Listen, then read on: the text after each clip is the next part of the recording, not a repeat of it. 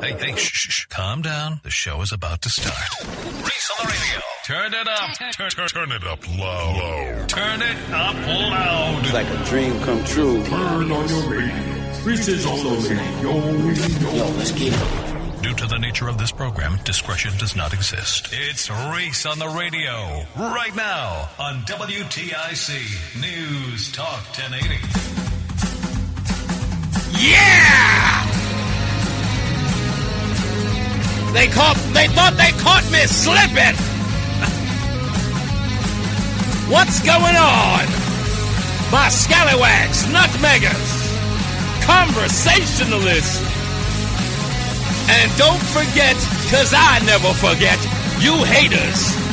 It's Reese on the radio on WTIC News Talk 1080. Welcome to your Tuesday afternoon. And, of course, your daily dose of Reese on the radio. We got a guest today. DJ Duarte is joining us on the program today. Big shout out to him. Can't wait till he gets here. Young man wants to be a broadcaster. And I know he's excited to be here as well. So I think it'll be great for both of us. Sort of looking at, him looking at what his career could look like and me seeing the beginning of my own in his eyes. An interesting way to look at life is from, that perspective. I hate to get into the whole sort of AA sort of speech because I believe it's a program of attraction, not promotion. But, I am always excited by newcomers when they join the ranks or the fellowship of AA because they remind me of what my first day was like. Nervous and apprehensive, not knowing what to expect. They remind me of those days, so I'm humbled by where I am. I'm coming up on 7 years, which, is a dedication that I, never knew I could have. And having it means a lot. But the only way I get there is by recognizing day one. So seeing TJ here will be sort of what it was, over 40 years ago when I wanted to get into radio for the first time. So to be humbling for me to see what his eyes see and to talk to him about that. It will sort of reinvigorate me. So I'm very excited by him being here. Anyway, got a whole bunch of other stuff to get into today. We got a whole lot of things to talk about. We've got local news. Of course, we've got national news. I will have an update. It looks like we are very good to have Linda McMahon on the program next month, or let's just say April, because it's the last day of March. So in April, it looks like in the middle of the month, we look really good to have Linda McMahon sitting right across yours truly, right in this studio. We will keep you updated on that, and we will promote the hell out of it, having a cabinet member of the Trump administration in the building. Working really, really hard on that for you. We are also, like I said, Thursday, I meant to say, we have Devon Ward, the ombudsman for corrections, will be here. As well, my guest will be Mark in West Hartford from Mark Walsh Reports. He will be sitting here across from me on the right. He will join me for that interview with Devon Ward. That will be on Thursday. Tomorrow, don't forget, we'll be online because of the Red Sox game, which I believe starts at 1. Pregame starts at 1. And then we'll be back after the game is over. I'm presuming anywhere around 4:30, close to 5 o'clock, we'll be back on the regular airwaves. No guests for tomorrow, but Friday, Good Friday, we'll be on again for most of the show. But we have got Pastor Todd, my pastor from Bridge Community Church, and the Bandits, Andrew Decker's band, will be here performing live. So you can catch that online. At ReeseOnTheRadio.com or WTIC.com. Preferably WTIC.com. That's what my boss wants me to tell you, WTIC.com. Because they want to boost the streaming numbers. What else is there? We got, like I said, jam-packed today as usual. I got to talk about 2 things, maybe even 3, that are related to the LGBTQ community, one of which is a lawsuit. that's happening right here in the state of Connecticut for $2 million. I'll get into that in the 3 o'clock hour when we get to our local news segment of the show. But on a national level, we have to talk about what happened to the young man known as Jaden Ivey. Is that his name, Roland? Jaden Ivey? Yeah, Jaden Ivey, former basketball player for the Chicago Bulls, who was waived recently. He is without a home because of his view. What did I say? Jalen, right? Okay, Jaden. I wrote Jalen. I don't follow the Bulls all that much. Thank you for that. It is Jaden. Anyway, he is an outspoken Christian as of late. Who he is not really important, but what he said is. And the reason why I want to talk about it is because I had an experience very similar to this on a podcast in California many, many moons ago. I want to say it was roughly about 2017, maybe 2018. We were having a conversation, and the host of the podcast was doing a gotcha. And the gotcha was asking the panelist, if your son came to you and told you that he was gay, would you denounce him? And all of the men on this program, the panel, it had about 7 men on it, including myself and the host. And each of the men expressed immediately, no, that is my son. I love him. I can accept that he is a homosexual. And they waited for me to be the last because primarily all the men on the panel are left. They're left of center, and they're African-American men. They know I'm a conservative. They doubt I'm African-American. Nonetheless, they wait for me on the last because they know that I'm going to make this conversation interesting. And they go, Reese, if your son said he was a homosexual, would you denounce him? Denounce him? He no longer exists to me.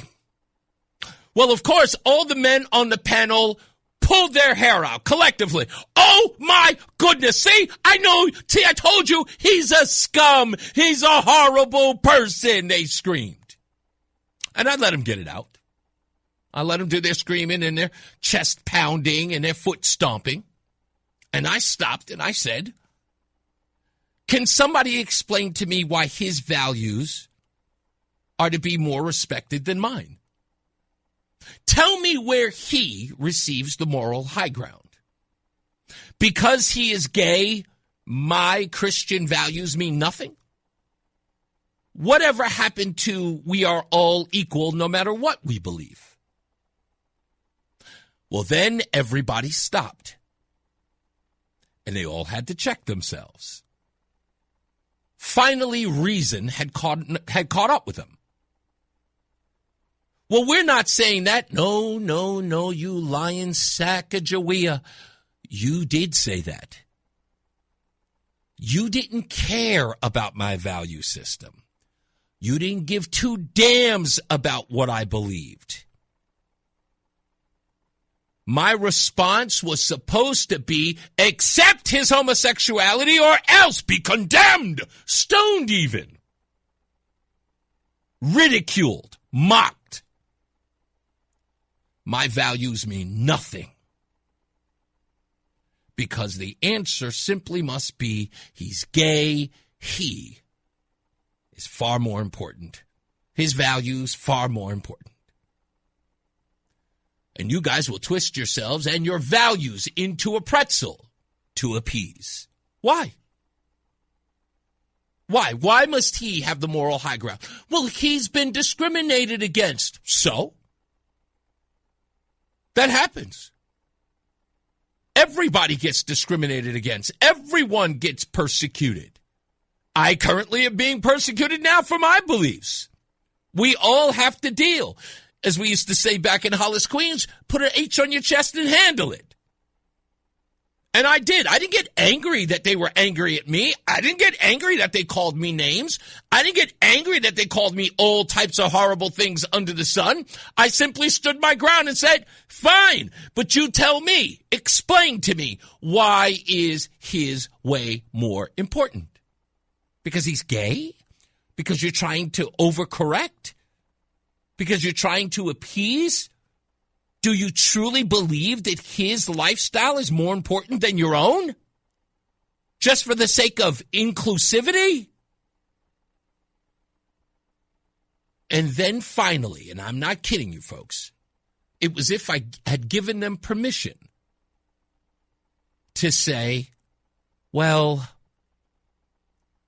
I really would be against it, but I mean, I don't want to denounce him. It'll be difficult for me. Finally, the truth had come out.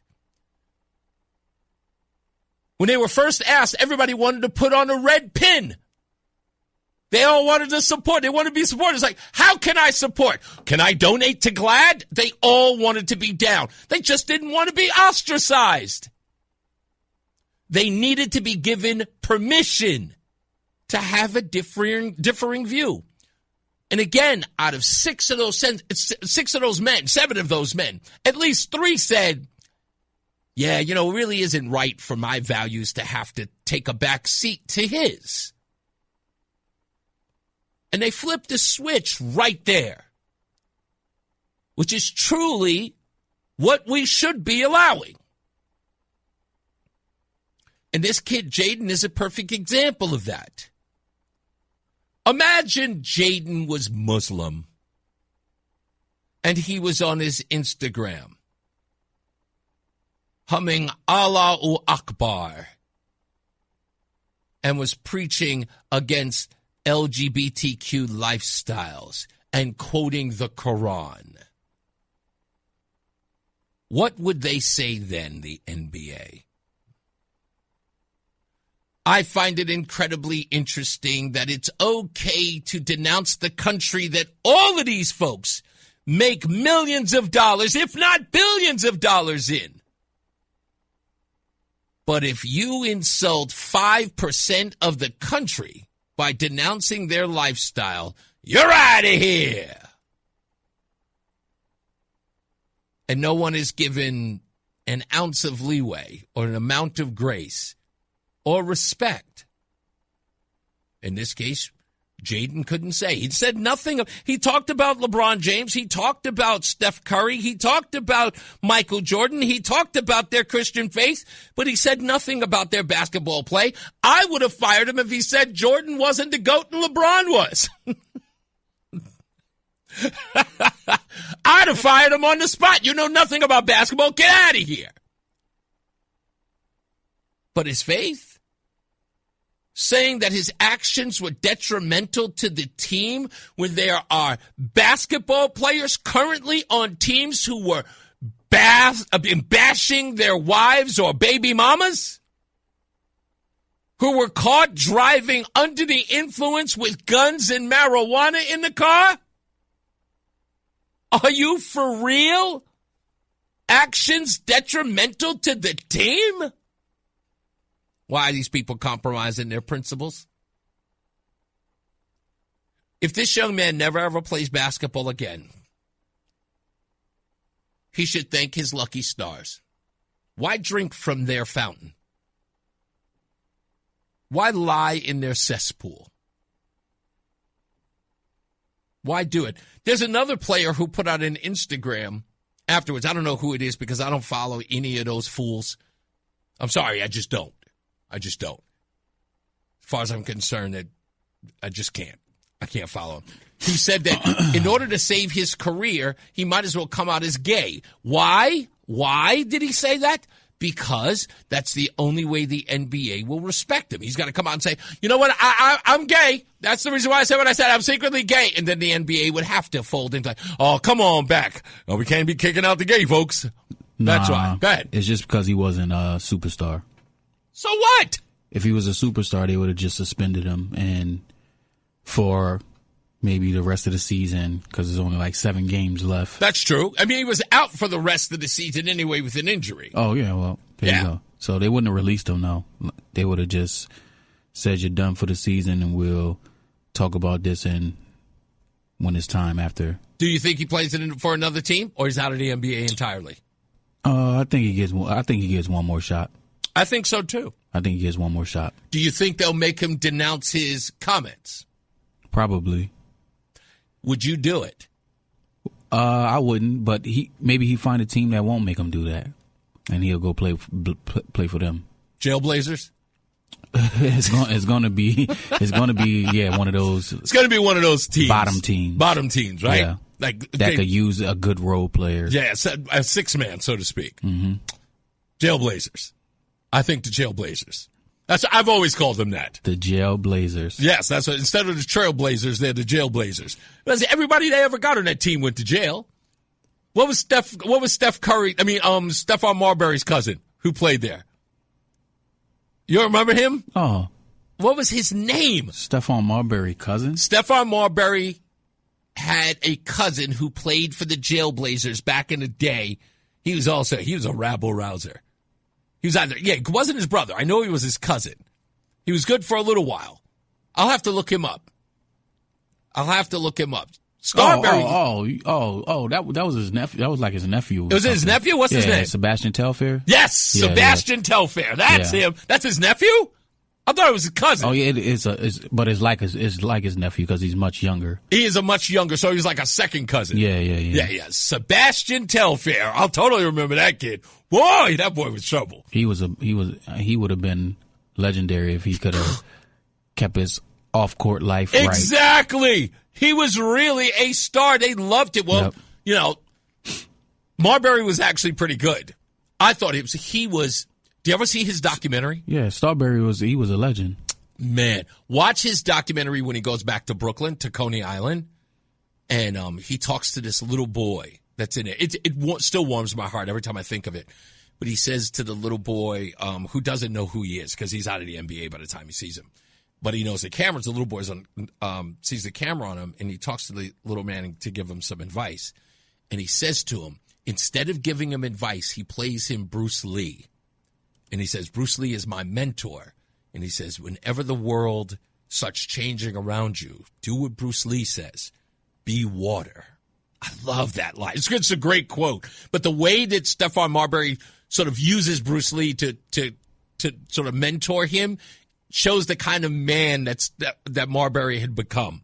That he was wise enough to know where to lead that boy without his own advice. He just says, here's somebody who I look up to. And it was such a sweet moment with this young man. But it made me respect him. I didn't really like him when he was a ball player. You a rom-com heartwarming dude, man. I'm sorry. Just said it was one of those moments where Stephon Marbury was doing something that I thought was not just noble, but really, telling that young man in Coney Island that, be water. And it was such a great quote. But the moment in the documentary, it warmed my heart. I watched the whole thing just because of that scene. Because I was like, I really like this guy now. Yeah. I have a new respect for him. I like him as a ball player, but other than that, I don't really. I thought he was great. All right, when we come back, more news, more views. Don't forget, we got a guest today, and I want to talk about Soulshine Yogurt. It's $2 million lawsuit. What's on their website will blow your mind, especially considering this lawsuit. Stick around. We'll be back. It's Reese on the radio. Fan of WTIC? Then do us a favor. Download the free Odyssey app and favorite WTIC. Let me be the first to say, Roland has no soul. I played this clip for him. I sent it to him, and he said nothing. This is from the Stephon Marbury documentary, A Kid from Coney Island. It came out back in 2020. And this was part of the scene. He's talking to this little boy, and the little boy's getting a haircut. And I just got to play it. You don't have to play basketball. You could be the president of the United States.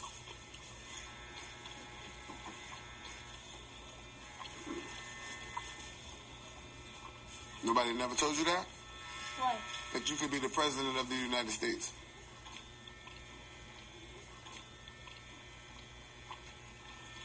If you're the president of the United States, that means you can help all of the people in Coney Island.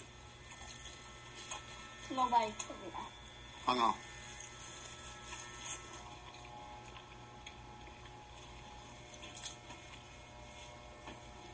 You have to see it. You have to see it. I can't stop watching it. It's like everything about that silence just breaks my heart. It breaks my heart. He just looks at the little boy and says, nobody told me that. Nobody told me I could be president of the United States. That kid lives in Coney Island. That place is dirt poor.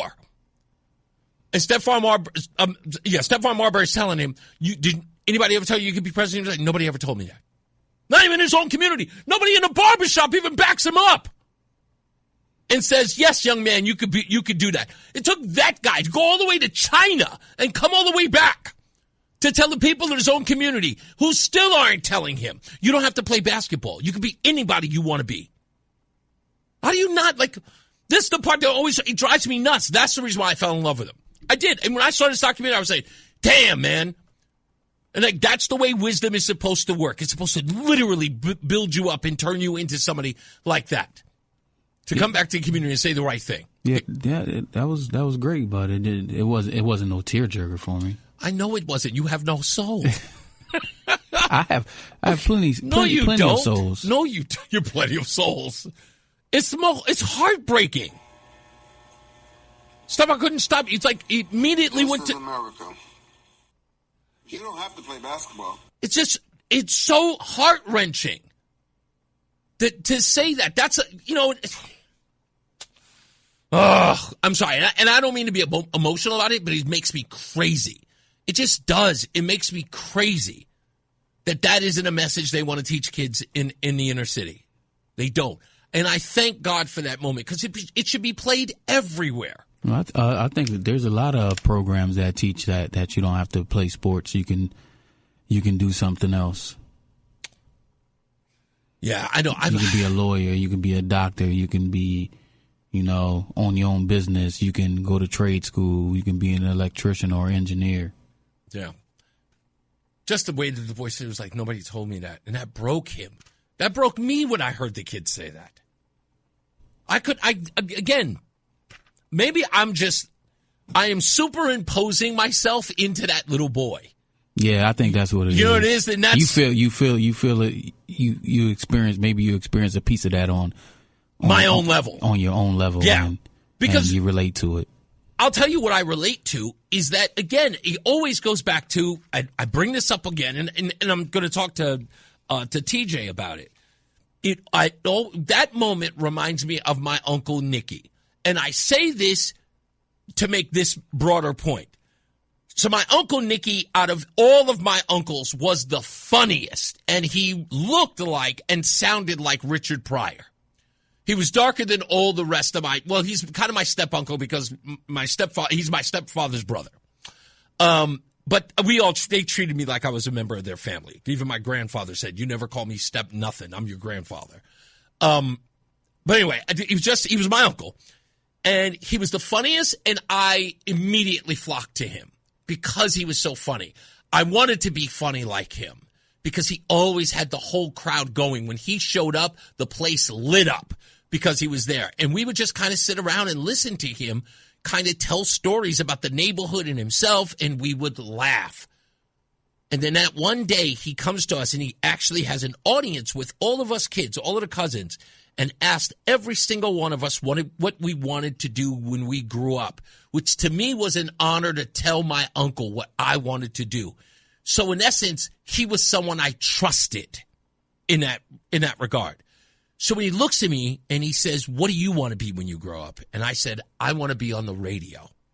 I want to be, I didn't say a radio DJ. I just said, I want to be on the radio. And when he looks at me and he says, well, I don't know if the white man going to let you do that. And that should have killed me. That should have destroyed every bit of my soul. So when that young man says, nobody told me that, it's the exact point I'm making.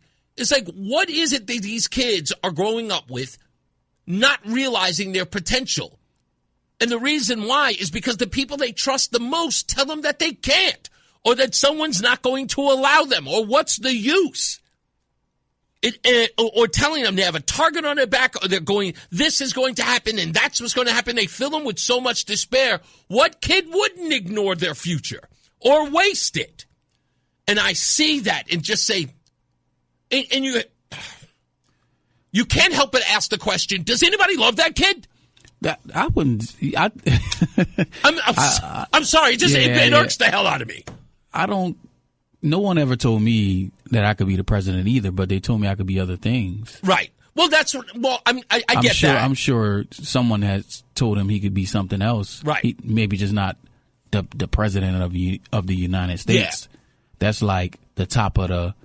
Yeah, sure. That's the top of the food chain. It's like your chances of getting there is very, very slim to none. Yeah, but you think about that, and what does he tell him behind that? You could be president of the United States. Because if you are, you could come back and you can help all the people here in Coney Island. Saying that to him, and I said, if you really care about your community, you can do something about it. You actually can be that change that you're talking about. That is inspirational. Is it lofty? Sure it is. But you could be setting that kid on the right path. He met a celebrity, a guy who did make it and did everything that he wanted to do. Now he's telling me that I could be whatever I want to be. And that is what that kid needed. And that should be inspiring other people to do the same. Why are we not telling these kids? And again, this is not a black or white issue. It's just the fact that we should be telling that to all of our children. Nope. What are we doing? We're telling them, ain't no future for you. They ain't going to let you do that. Again, like my uncle did. And again, it was someone I looked up to, someone I still love to this day. Every time I see him, I still have a warm, well, he's passed on now, but I have a warm feeling every time I see him because he inspired me to be funny or to try to be funny or to be at least uplifting in a room, have presence. He taught me showmanship. He really, really sort of impacted those things in my life. But that was one instance where he could have, if I let him, changed the trajectory of my life and said, well, why bother? I'm never going to do that. I'm here today because I refuse to believe that. His challenge to me was like, let me. And thank God I was 15 at the time because in my head I was just, I was against, the system anyway. I was kind of a muckraker very early on. Him telling me that the white man wasn't going to let me do it made me want to do it more, like any other teenager, for that matter. Don't date that girl. I'm going to date that girl. Yeah, but what you just explained was that he showed you all of these positive things that he put in you. Instilled in me, sure. But he didn't say that you couldn't do it. He just said that I don't know if they're going to let you. Yeah. And that was based off of his personal experiences of what he's going through. But he didn't say, don't change your goals in life because it's never going to happen. No, that he didn't say. Yeah, so thankfully he didn't say that. I think if he would have said something like that, it would have been more impactful. No, he moved immediately on to the next kid after I said it, because every other kid was talking about being a millionaire or being a dancer and all that other crazy stuff. All I said was that I wanted to be on the radio, and he completely shot me down. Somebody said they wanted to be like a singer, and it was like, well, you're going to have to practice every day. Because I guess there were examples, of singers that, existed that, you could be. But mine wanting to be on the radio, apparently lofty, apparently too hard to achieve. So, anyway, it was just one of those weird things. Yeah, I think it touched you a little bit. Yeah, but just that young man, that little boy. He didn't seem like he was crying or anything like that. Steph Marbury? No, the little boy. No, Steph Marbury started crying. Yeah, I know. I'm just saying. That's the part that got me. Oh, okay. Because he realized that nobody told him that. So that. Like, I'm sure in that instant he realized, what are we doing to our children? That we are not inspiring them, that they could be anything that they want to be. Like, why are we not inspiring them? Especially, I hate to put it that way, but our kids, as they would say in the hood. Why are they not inspiring them? Because I feel like I'll say this just before I go to break. And I go back to it, and I don't care how many times I have to repeat it. This is important to note. When Oprah Winfrey opened up that school in Africa, she was asked, Oprah, your show is broadcast in Chicago. Chicago has got one of the worst school systems in the country. Kids are dropping out in droves. Why wouldn't you do something here for education? She said, I tried. But the kids that I spoke to here only cared about iPods and sneakers. And in my head, I went, that is like leaving the scene of a crime. That is like seeing a kid running out into the middle of the street and you not grabbing that kid by the arm and bringing him to safety. So what? The kids care about iPods and sneakers. What an opportunity to get them. I mean, if anything, that is a red light that says perhaps I should get them more involved in their education. Instead, she took her money to Africa because these kids didn't care. We should get them to care. So she abandoned them. And that was my view. She said she tried, they didn't care, so she abandoned them. And I'm like, what do these kids know? Here's an opportunity for you to take your wealth, your prestige, and your know-how and turn it into, turn these lumps of coals into diamonds. And she said that they dictated the rules. Well, it's clear that these kids don't know what they're doing. And that's the part that drove me nuts. And I started hating Oprah that day. I still do. Still do. Despise that woman. Because of that. She left the scene of a crime. She had the means to do it. Well, she was going to force the school on her? She had an opportunity. She's, if not the most influential black woman in the world. She had an opportunity and she blew it. And she blamed the kids for it. That is not an adult move. That's not a baller move. It is just isn't. And I can't accept it. I just can't. And I will always hate her for it. From the bottom of my heart. She could have just did schools in both places. Fair. She had the money to do it. Yeah. And look how the school in Africa ended up. In mayhem. Sexual abuse and the whole 9 yards. Oh. Yeah. Exactly. Money well spent, I guess, Oprah. What are you going to do? We got to take a break. We'll be back. More news, more views when we return. It's Reese on the Radio. It's Reese on the Radio on News Talk 1080 WTIC. Coming up in the program, TJ Duarte is our guest on the program, a young man who is the host of the Duarte Show. Want to talk to him about his young career in broadcasting. And, of course, he is involved in civics and politics at his school. So we'll talk to him about all of that. His mom will be here as well. Can't wait to hang out with him. And we got some other local news to talk about. There is a lawsuit for $2 million. At a yoga place here in Connecticut, I want to dive into and talk about that. Let's go to a couple of these comments. This one from X says, too bad Reese continues to compromise his values. He did not. If he did not, he would have taken Brian Shackman to task for saying the only reason the U.S. went to war is to protect Israel. Today, he said that Trump is looking for an off-ramp in the war, and Iran will not give it to him. So I am I'm compromising my values because I didn't respond to what Brian Shackman said this morning, even though I didn't hear what Brian Shackman said this morning. It is not my job to police what Brian Shackman says. Brian Shackman is a grown man, with all due respect, and he has his own show. If you have an issue with what Brian Shackman says, I'm pretty sure he has an email or a contact that you can give him. It is not my job to police him. So if you think it's compromising my values by not responding, this show is not the response show to Brian and Company. It's Reese on the Radio. Simple that. I responded to him and I said, did Shackman say something that I'm not aware of? And now you're suggesting that I compromise my values by not hearing him. Tell me what I should do to appease you in this matter. So please explain to me how I should. Apparently, you can't please everybody. As Joey says, you're not pizza. Lori says, that's why we have parents. They are wiser than kids and have to set boundaries for them. And in my opinion, most kids do not know how far. Bob says, if my son were gay, talking about the beginning of the show, if my son were gay, I would never disown him or stop loving him. Why? Because he is my son and I love him. I hope Christians have read, let he who is free from sin cast the first stone. How about judge not lest ye be judged? I'll be happy to respond to that. I'm not judging my son by saying that I denounced him. I'm saying that it is not a core principle. It's not one of my core principles. You are injecting words that were not used here.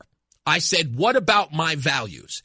Asked if I would disown. I answered, yes, I would. And what I was doing was challenging the notion that my values do not have value at all because he supersedes them. And this is another tactic of the left. Engage or interest us in conversations we're not having. Perhaps you should pay more attention to what I said instead of injecting your own narrative that you now want me to live by. I didn't say any of those things that you're saying. And guess what? Nobody cares if you would love your son. It's not a competition. See, that's the point. You're sitting around bragging about what you would do. I didn't brag about what I was doing, and I damn sure didn't brag about what other people were doing. I was asked my own opinion. And what you're failing to realize is that, again, you're doing the thing that the podcast did. You're trying to condemn people who don't do as you do and then consider yourself a better person. Right? That's called virtue signaling. See, I don't care if you love your homosexual son. God bless you. Do whatever it is you got to do. But don't tell me that I have to compromise my principles to meet yours. See how that works? Because I haven't asked you to do it for me. Next time, pay attention. I know it's radio. It's often why I repeat myself. Because I know some dum-dums do not hear exactly the first time around. Also, he says, Oprah can do whatever she wants with her money. No one said that she shouldn't. She can do whatever she wants with her money. But here's the deal.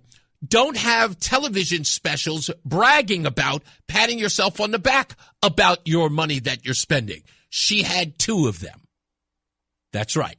She had 2 television specials bragging about what she did with her money. So she is opening herself to criticism. You see how that works? Oprah could have done those things in Africa and never released a press release. But no, she did prime time specials to show the world, look what I've done. See how that works? Yeah. He also says, how many of those children have you helped?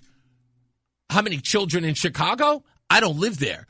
But why don't you ask me how many children I've helped in Virginia? Or how many children I've helped in Boston?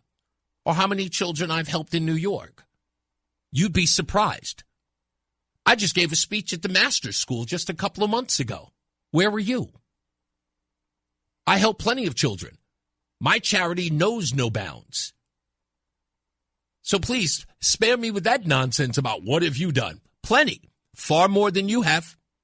Trust me, far more than you have. I should be on the Mount Rushmore of giving. You have no idea how much I donate, how much time I give, or my charitable, because guess what? I don't pat myself on the back and tell the world. And I don't have any primetime specials either. Melody says Oprah is worthless. Reese on the radio, making sense of the news. Yeah, even when it makes no sense at all. Now on WTIC, News Talk 1080. All right, real quick before I get into the news, let's take Lee, who's calling in from Newington. How you doing, Lee? I'm good. How are you? I'm all right. What do you got for me today, ma'am? Well, I was calling because what you were talking about before when that man told you that you wouldn't be getting on the radio. When you say, okay, my Uncle Nicky, who said that I couldn't get on the radio because the white man wouldn't let me. Yeah. Well, I wanted to tell you that I knew what I wanted to do since I was in kindergarten. Really? Yes, and then when I got into high school and when I was a sophomore, the guidance counselor, I had to go to the guidance counselor to talk about my courses and stuff, and he asked me what I wanted to do, and so I told him I wanted to teach phys ed. And I knew that since I was in kindergarten. He's like, no, you'll never get a job in your field. That field is saturated. Business. And so he changed my whole curriculum. Wow. And I went from an honor student to barely graduating. And I didn't go to school because I didn't know what else I wanted to do.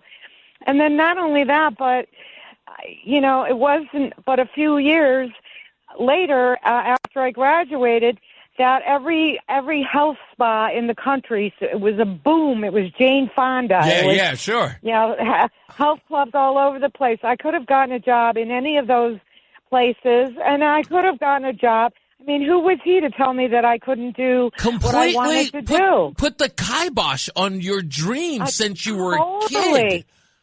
Totally. You know, I mean, it was life-changing. That is... May I ask if you can remember in kindergarten what was the inspiration? Like, what was the thing that said, like, this moment? Was it a phys ed teacher? Was it a phys ed class in junior high? In kindergarten? Both. My teacher I had a mad crush on, but also was very athletic. Okay. Very, very athletic and had leadership qualities as well. Mm-hmm. So, I mean, I would have had a job. I would have never worked a day in my life because I would have been doing what I loved. Is it something, Lee, that you've been regretting? And when I brought this up, it sort of brought that stuff up? Well, I regret that I listened to him. Oh. You know, but I didn't have the confidence back then. I didn't know, that he wasn't right. That's, you know what? You just captured exactly what I'm talking about with my Uncle Nicky. If I wasn't a kind of kid that says, you think they're going to stop me? Like, if I didn't have that tenacity on my own, I could have gone that other direction and says, okay, well, if they're not going to let me, why bother?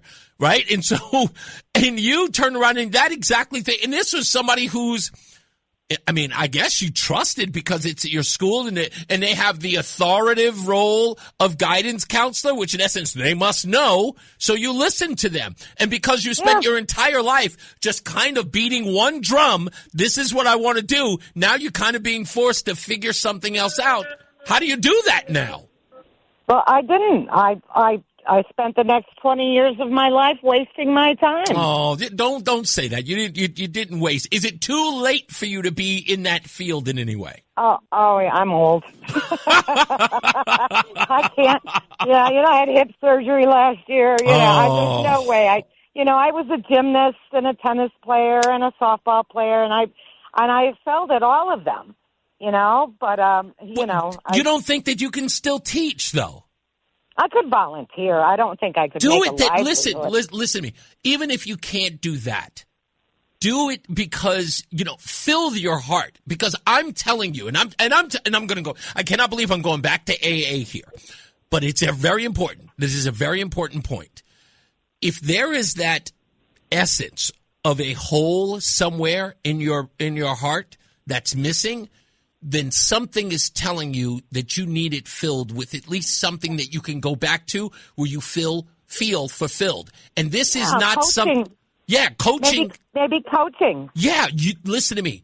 Don't let that spirit die.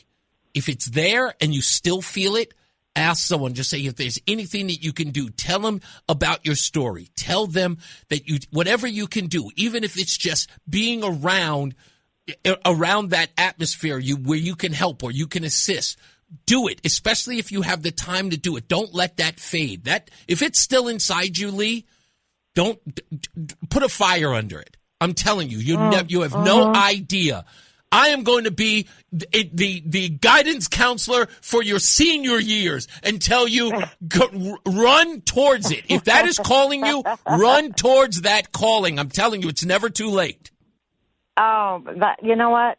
Thank you so much. That's very inspiring. And there is something lacking in my life, and I go to AA and I go to therapy, and yes. So yes. Go fill that hole. Whatever that is, go grab it. Whatever it is, grab it, find it, do it. Let somebody know. Share that with people and say that it's something that has been a desire that you wanted to fulfill, even in a minimal way, that you can feel inspired to do something. And guess what? It may turn into something far more. You can encourage the life of someone in there who needs that push that push that they need could be you and your inspiration. You can lead that person to greatness. And what a life it would be if you could inspire that person to the greatness that they are trying to fulfill.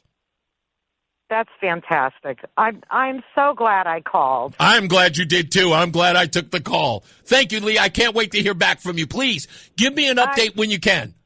I will. Thank you so much, and God bless you. God bless you. That's, I hope that inspired her. I hope that I can't wait. I hope the story comes out of that. That's going to be awesome. Anyway, okay. Yeah, that's right. That's what it is. It's a hole in your heart. That's what it is. You are the worst person. I told you, you have no soul. Anyway, okay. If you haven't heard of this story, you can find it at the Connecticut Inside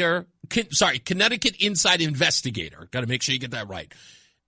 At the Connecticut Inside Investigator, an article by our good friend Mark Fitch wrote about a $2 million lawsuit against a Connecticut company called Soulshine Yoga in Wethersfield.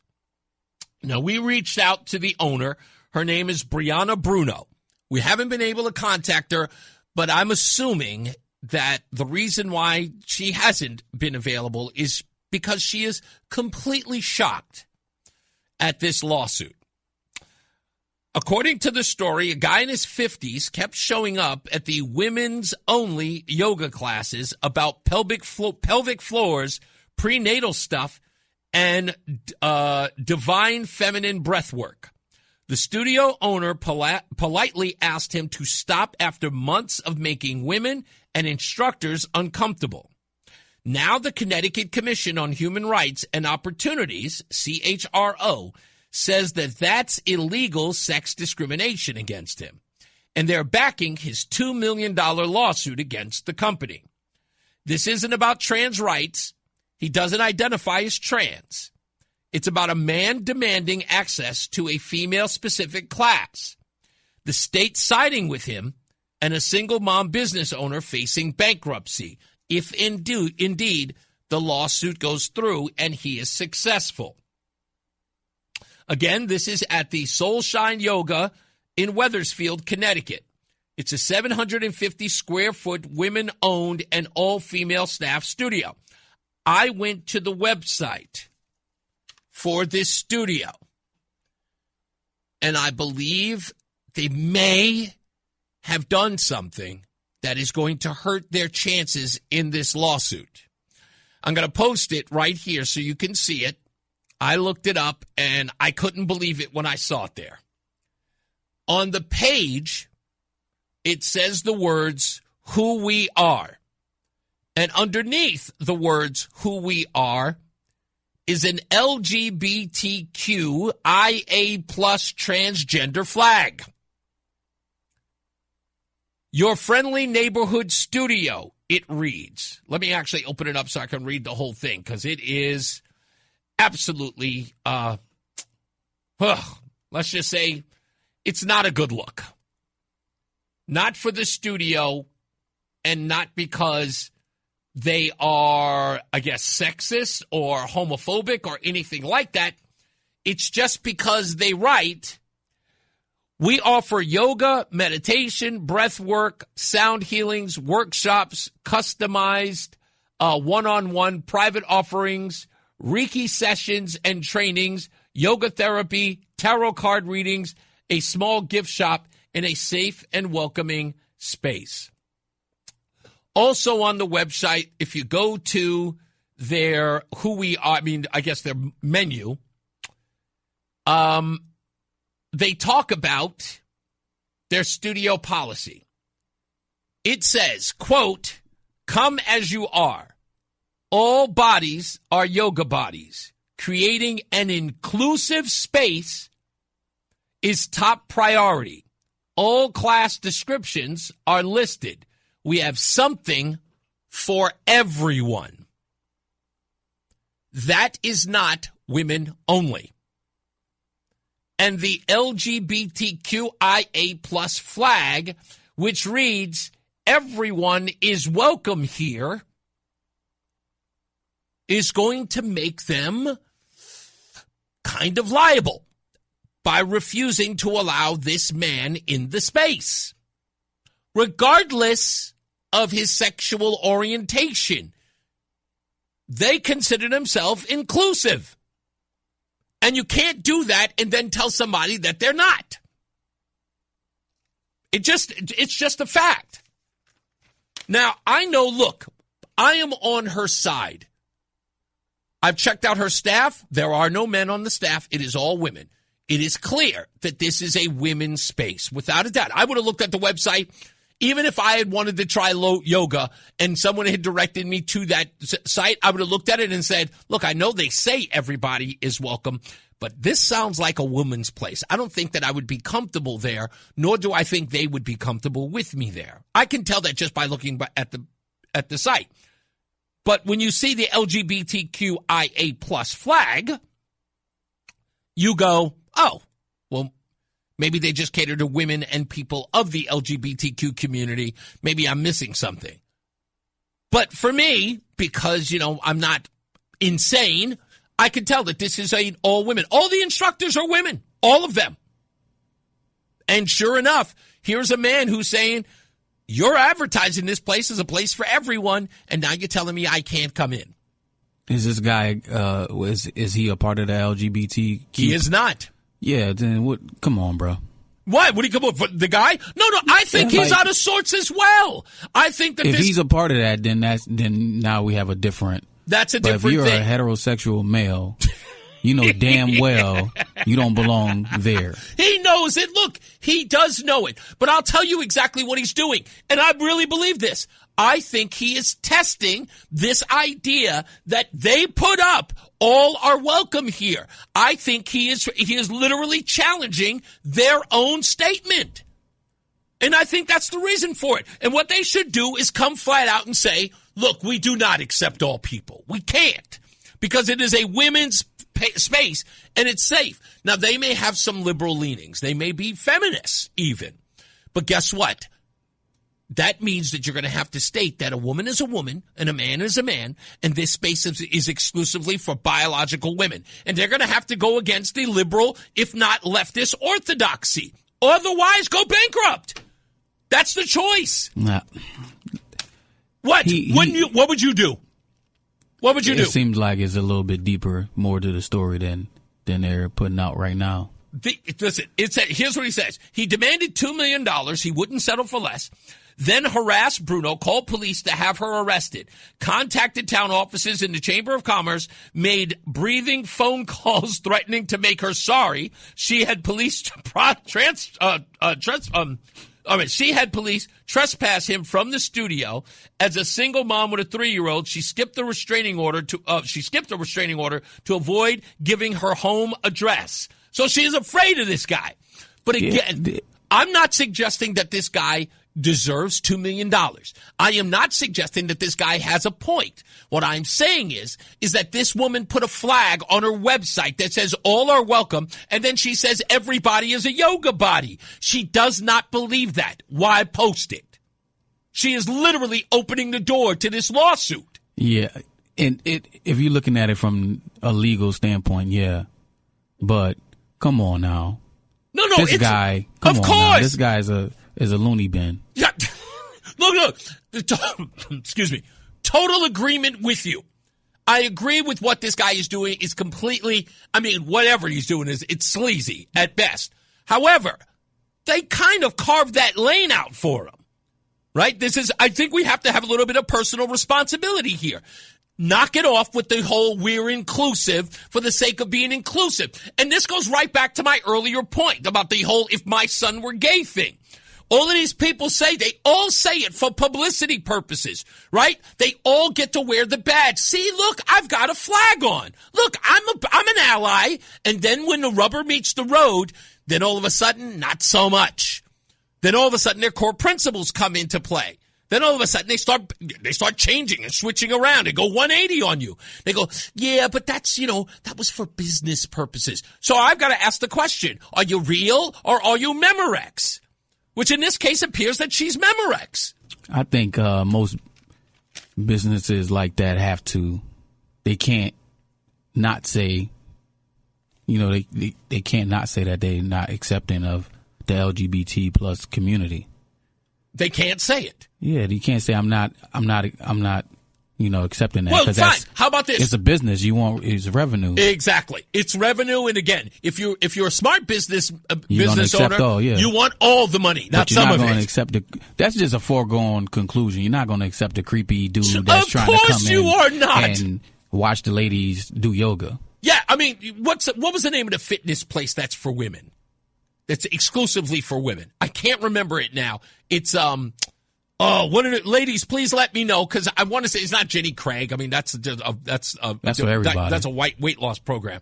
There was a female fitness location that used to be in New York, but it is specifically for women.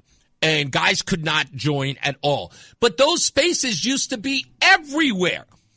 They used to be everywhere. And you could just say women's only. Yeah. And that's okay. That's what this place should have said. It is a women's only yoga place. So women's only LGBT plus place. That's what you're saying? No, she should say. So cancel all that and just say women's only. Exactly. First of all, by the way, on that photograph that I put up on the thing where she says who we are in the LGBTQIA plus flag, okay, when you click on the flag, it goes nowhere. All of a sudden the link is empty.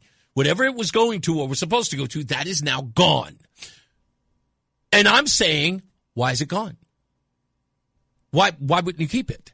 Was it something that was ever there? It must have been, because when you click onto it, it says, I'll go back to the menu. It says who we are. It says, who we are. There's a link there. Oh, they just changed it. Who we are is now changed. Oh, my goodness. They just changed it. There is no longer an L. This just happened. Somebody's listening to the show. Because now it has a picture of the owner, Bianca, and there is a revolving photograph of Bianca and some woman with a sort of package over her eyes, I guess. So now it's under maintenance. Yeah, no, it's completely changed. Who we are is no longer what it says. Now it says Soulshine logo, a healing experience together through movement, stillness, breath, community. We still help guide you to your best and most authentic self. So it's completely changed. The piece that I have up is no longer there. I'm bugging out because I'm like, where the heck did it go? Oh, no, here it is. Yes, who we are. You click on the actual picture, and it says file not found, return to homepage. So I don't know what the deal is. But again, it doesn't. It's not Jenny Craig, and it's not Jenny Craig. It's not Jillian Michaels. And I'm thinking if it was Curve, it may have been Curve or another company. But it used to be oh, goodness gracious. Why can I not figure out the name? We got to take a break, too. All right, we're going to talk more about this in a minute. Look up, you know what, Roland, look up the female fitness place. I'm gonna try to find it. Let me see if I can. Fitness, female. Okay, yeah, you know what? We'll take a break. We'll come back. More news, more views, and then we'll grab the phone calls at 860-522-WTIC, 860-522-9842. We'll be back. It's Reese on the radio. Listen to WTIC News Talk 1080 on the free Odyssey app. Download and like WTIC today for alerts on special programming. All right, we're back. Reese on the radio. And Lori, you did get it right. Lucille Roberts. For the love of goodness, I couldn't remember that name. Lucille Roberts, that's the name of the ladies' fitness place. And it was all over. I'll never forget. I used to see them all over New York, and it was just ladies. It was ladies only. And they would advertise it on TV in New York when I was growing up. And, you know, nobody thought anything of it. But this spa called, what's the name of it now? I forgot the name of it. Soulshine Yoga in Wethersfield. They're facing this $2 million lawsuit from a guy named Mark Chalinsky of New Britain.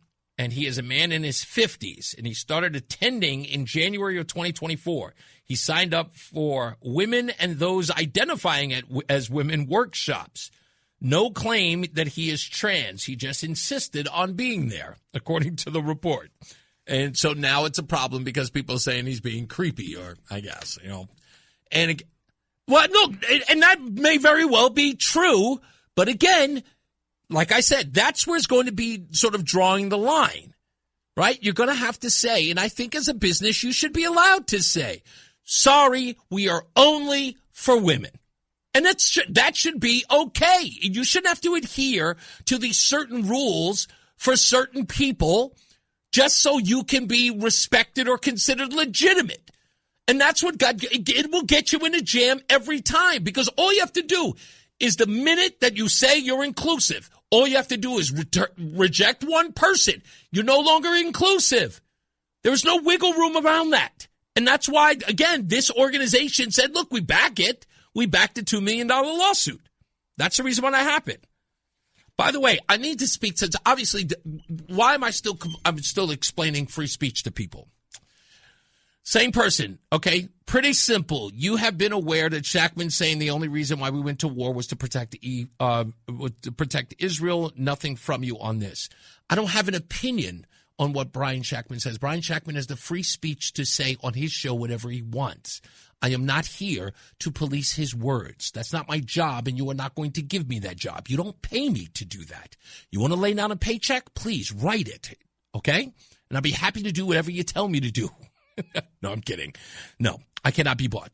Anyway, may I remind you that Shachtman has been protected by management? No, he has a show to do, and his show is about giving his opinion. Remember how Pastor Will had the courage to speak out? Yeah, Pastor Will can speak out. It's Pastor Will's voice. Perhaps you don't understand how free speech and individualism works. You can all have differences of opinion. What's your issue with this? I'm not really sure. Maybe it's censorship. Maybe you should just say that. Just say that you should be allowed to say certain things that appeal to you. And if you don't, then other people should speak. You're not going to tell me what it is that I can and cannot say as it regards to Brian Shachtman. I choose to say nothing because Brian Shachtman's words mean something to Brian Shachtman. Unfortunately, they don't mean anything to me. If we disagree, we will just be fine. And you should too. You want to make an issue out of it? I don't know. Call your congressman. Or your sponsor, one or the other. 860-522-WTIC. Rudy is back. What's going on, sir? Hey, before I get into the Jaden Ivey, did you see that Cisco bought Restaurant Depot? And I don't know if you're familiar with Restaurant Depot. You say Cisco. You talking about Cisco Systems?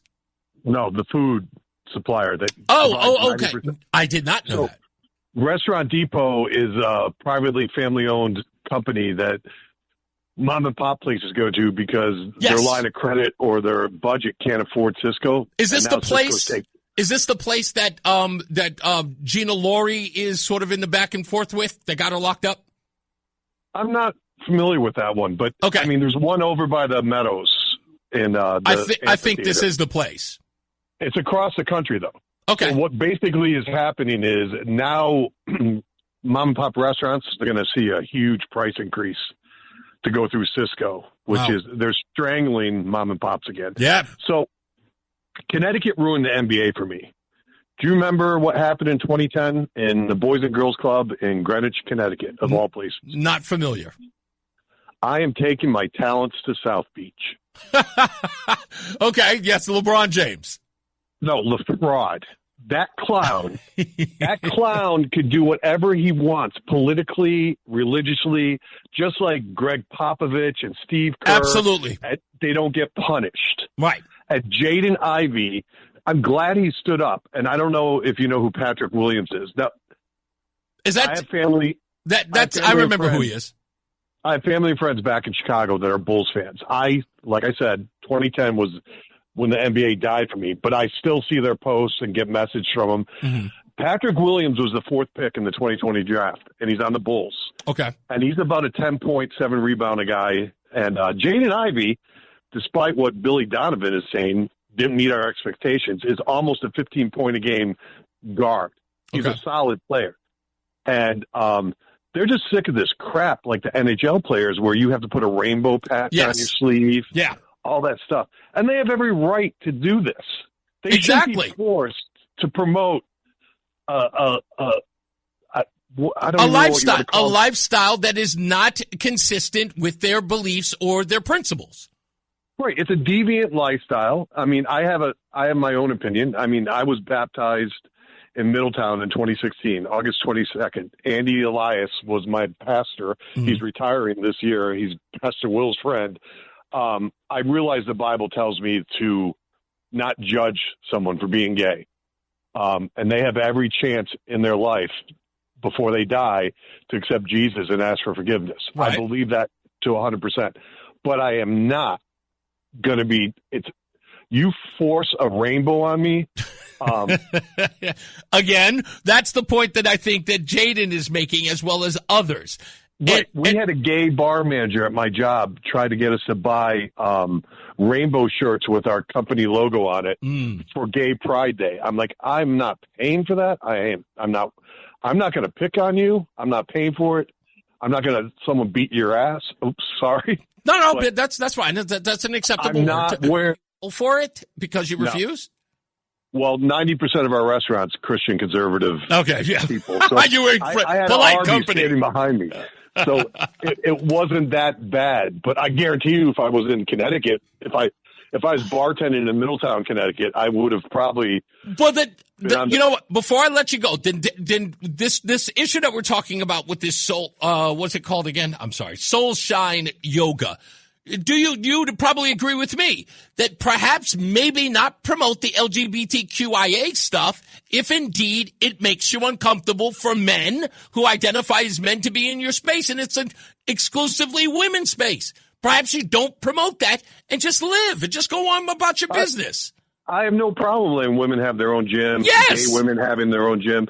I don't have a problem with Brian Shackman having his own show. I don't have a problem. Brian's actually very nice man. He's great. Very intelligent. He says he's moderate, which I know people don't believe him. I don't want to get into that. I got to get to some other calls, Rudy. God bless you. LeBron James is never going to be in the top 10 or the GOAT. I agree with you on All that. right. God bless you. I got to go. Let me go to the next one. Ken's in the car. How you doing, Ken? I'm good, Reese. How you doing? I'm all right, sir. What do you got for me? Hey, couple of years ago, there were some gyms that had women-only spaces. Okay. And the Connecticut Supreme Court ruled that women-only spaces in gyms violate. Really? Yeah, violate discrimination laws. Real? In Connecticut? Now, mind you, though, it's women-only spaces in a gym. Okay. I don't know how that's going to affect a private business inside a private dwelling. Right. But if the guy who is allegedly straight and just trying to get in to prove a point. By the way, they let him in. Don't forget. They let him in. He has been a member since January of 24, according to this story. Uh-huh. And so now they're saying that his behavior has become peculiar and made people uncomfortable. Now they're telling him he can't come in. So this is where it draws the line. They were inclusive of him and then turned around and told him that he had to go. If they have documentation or proof that his behavior is not acceptable, then as far as I'm concerned, he shouldn't have a case because... Agreed. You know... Right. If he was inappropriate in any way that can be documented and proven in court, that's going to be her saving grace. But if he was just breathing heavy, unfortunately, I don't know if that's going to pass the smell test. I just don't. I really don't believe so. But again... really, the only way that I could see her proving anything is if she puts cameras up inside. Women might not be comfortable with that, but you're right. They may not. Yeah. But if you're supposed to be all-inclusive... That's right. You're just going to have to protect yourself. Yeah, you want to protect it, and, you know, not that I would ever do it, but, you know, I show up at a place like that saying I'm a woman and I'm wearing yoga pants and whatever... And I go in there and I'm leering at you. What are you going to do? What are you going to do to kick me out? Yeah, exactly right. You know? Thank you, buddy. I appreciate you. Yeah. You got it. Oh, and by the way, LeBron is not the GOAT. I couldn't agree more. They're gonna make Roland so mad. Thank you, man. Let me go to my good friend Matty O in the house. What's up, buddy? Hello, Mr. Hopkins. How you doing? I'm good, sir. What's up? Hey, can I come out of left field with something that's been bothering me for the whole week? The whole week? It's only Tuesday. Okay, well, since the weekend. So I don't know if you heard this, but the Pope came out with a statement saying that God does not condone war and does not answer the prayers of anyone who propagates war. Yes. And I wonder if the Pope has ever read the Bible, especially the Old Testament. Does he know what the Ark of the Covenant or the Walls of Jericho is? No, he doesn't. I mean, it's such a political play by the Pope. Even when I read it, I went, who is this Pope talking about? Are you kidding me? Like, what is he? It's one of those random places where I just go, wow, I thought we couldn't go worse with than Pope Francis. Here we are. It's like, it just, can we get somebody to the right of like of John Paul? Like, can we just get a little bit of that guy back?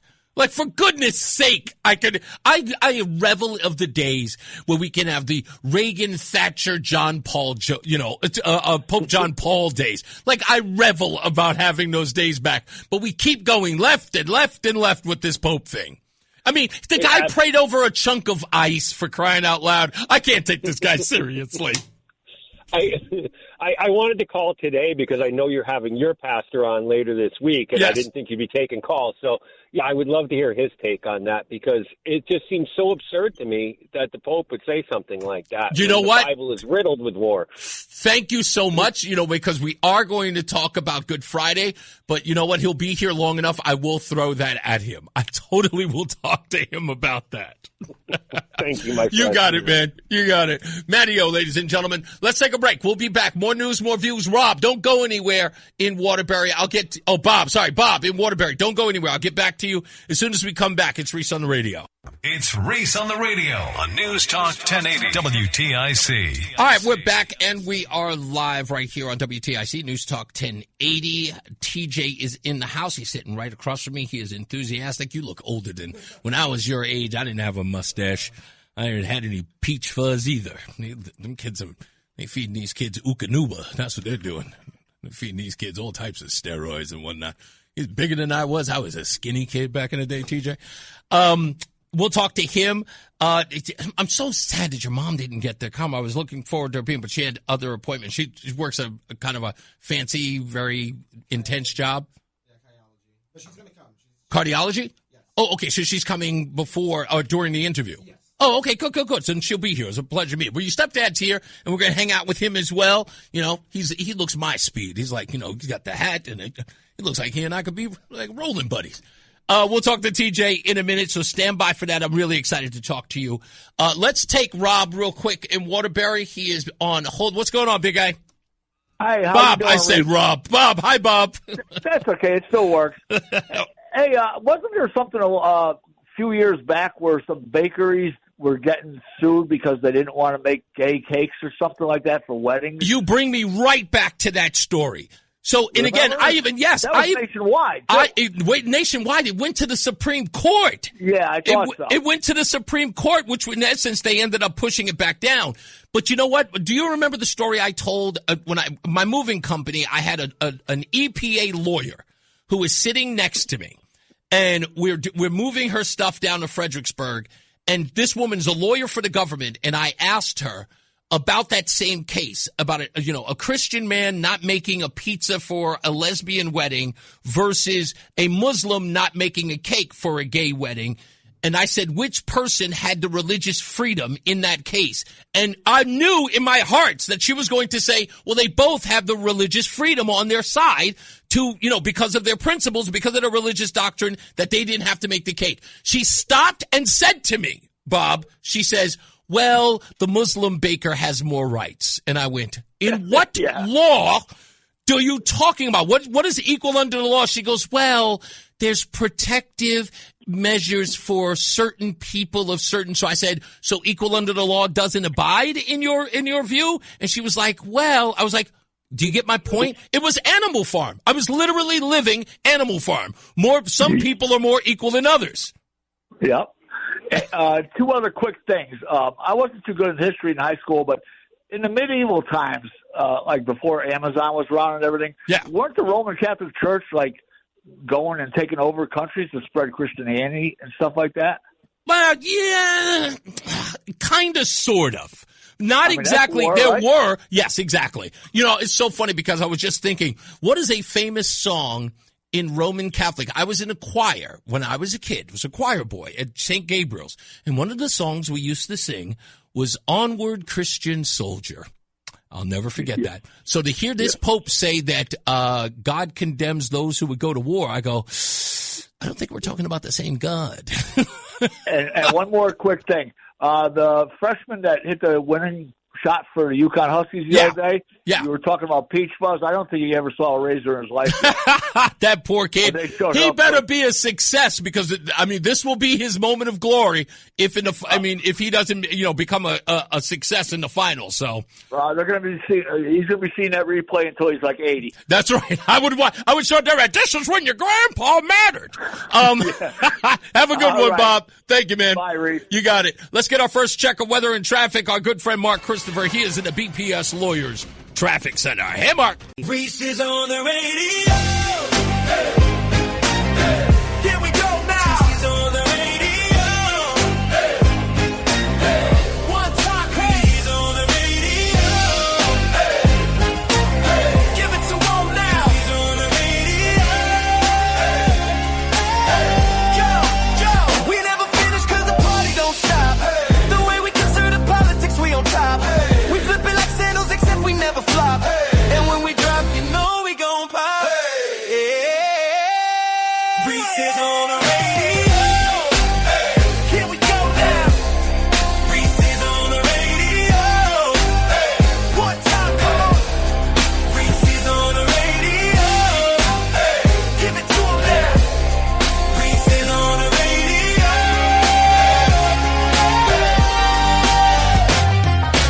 Go. That's right. Coming up on Reese on the radio in the next 2 hours, we are hanging out with TJ Duarte. And if I may say so, we are going to partay with Duarte. You didn't think I would come up with one, right? You had no idea I was going to come up with one. I've been thinking about it all morning. Partay with Duarte. I'm telling you, love that. You should. Yeah, of course you should. You should love it. You should. That's yours. That is for free. Partay with Duarte. And that's going to be your campaign. Partay with Duarte. Every time you throw an event, that's what I want you to call it. Partay with Duarte. I love that, yes. You can do that. In fact, your show airs when?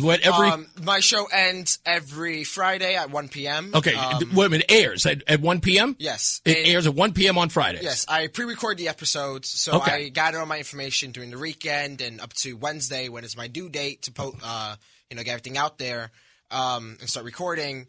And then from Friday, I premiere the show, and it will start at 1 p.m. Well, you should check them out. Partay with Duarte. I'm coining it. I may even trademark it. Let's get to weather and traffic. Mark Christopher, he's in the BPS Lawyers Traffic Center. It's Reese on the radio on News Talk 1080 WTIC. All right, we are here finally for the moment that I've been really, really excited for. With us in the house is TJ Duarte. Hanging out. It's really, really, for me, this is great to have you here because, again, like I keep saying, you are young, you were in this broadcasting thing. I listened to this radio station called Z100 when I was a kid, and Mr. Leonard, you know nothing about them. But when I heard these guys, they were funny, they made my day. I cut class to listen to them in the morning because they were on from 6 to 10. I was obsessed with this radio show. And it was all I ever wanted to do when I was a kid. You have to tell me, and I don't care if it's a story that isn't even parallel to mine. What made you want to get into broadcasting? I know it's podcasting and everybody's doing it, but at such a young age, what made you want to do it? Well, first, I looked around in my community in Waterbury, here in Connecticut, and I really took a bigger picture of it. The thing that really started me off is with the governor that we have. The government that we have currently in control in Hartford, they're just ripping us off, and they're not really listening to the young people. They want to keep in reporting more of the same old stuff. They don't care about us. Yeah. The only time the thing that really got me upset and got my gears running was when the Waterbury main break happened. Yeah, that was huge. Our governor finally decided to come down to a community that has been asking for help for a while. Mm-hmm. And he's like, oh, yeah, we're going to give you money for the pipes. The money was just put pipes over pipes. They didn't really fix the problem. Do you know how old those pipes were? Did you find? I never knew. I think they're well over like 100 years old. I think, in fact, if I remember, it's something like the last time the pipes were even installed were very early 1900s. Yeah. And they haven't been upgraded because the government that we have now don't care about any things like that. They, for crying out loud, we are missing $570,000, and they don't know where it went. Yeah. So after the Waterbury main break, I spoke to a couple friends. I was like, hey, I'm going to make a podcast. What's some advice? And they're like, well, you like politics. And I'm like, yeah, I do. They're like, make a podcast about that. Call it the Duarte Show. And I was like, all right, bet. I'm going to do it.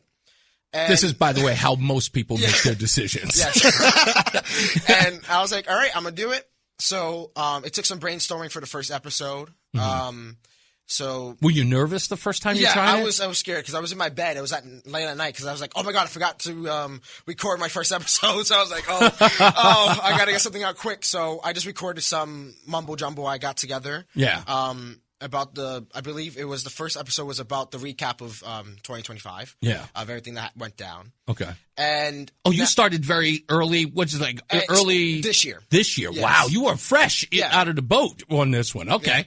Yeah. And then now from episodes, I believe 8 to now, 13 that's going to come out. Okay. I really speak about what our government's doing here in Connecticut. Okay. How can Connecticut solutions that we have that we can bring up forward from young voices. And I've been asking people across my school. I was like, hey, name one thing that could change in our state.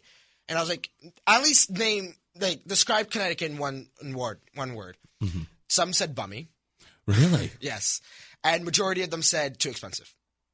Interesting. And I was like, okay. So I took the information from that and I made my solutions, right? We had a solution of cutting the gas tax. Right. Now the governor wants to freeze the gas tax. That's just a way to get more votes for him. Mm-hmm. I was like, maybe, hey, if anything, let's tax the states that are ripping us off. Right, because people call Connecticut the highway just to New York. We're not a highway. Yeah, I hear you. We're a great state. I was literally just talking about that this past Sunday, saying that they call the middle of America flyover country. Yeah. They call Connecticut drive-through country. Yeah, and Connecticut can be so much more. We can be a powerhouse. I know we can, even though we're a small state. Yeah, but we can definitely get something done. Let me stop you for a second, TJ. And first of all, great job so far. You're killing it, knocking it for me. Just absolutely. I don't care what anybody says. Knocking it out of the park. Second, I got to tell you this. You love the hell out of this state, don't you? I love Connecticut. I couldn't love no other state. I was born in the Bronx. Yeah, my ranking goes. Okay, no, you got to stop. You were born in the Bronx? Yes, I was born in the Bronx. When did you come to Connecticut? I came in Connecticut around, Charles, what was it, 2018, right? Okay, so you're really, really recent here. Yes. Okay, so you were like 10 years old when you got here? 8. Okay, 8 years old. Yes. And you love this state. You're not even from here. No, I love Connecticut. Yeah. You know where I'm from? Where? I'm from Hollis, Queens.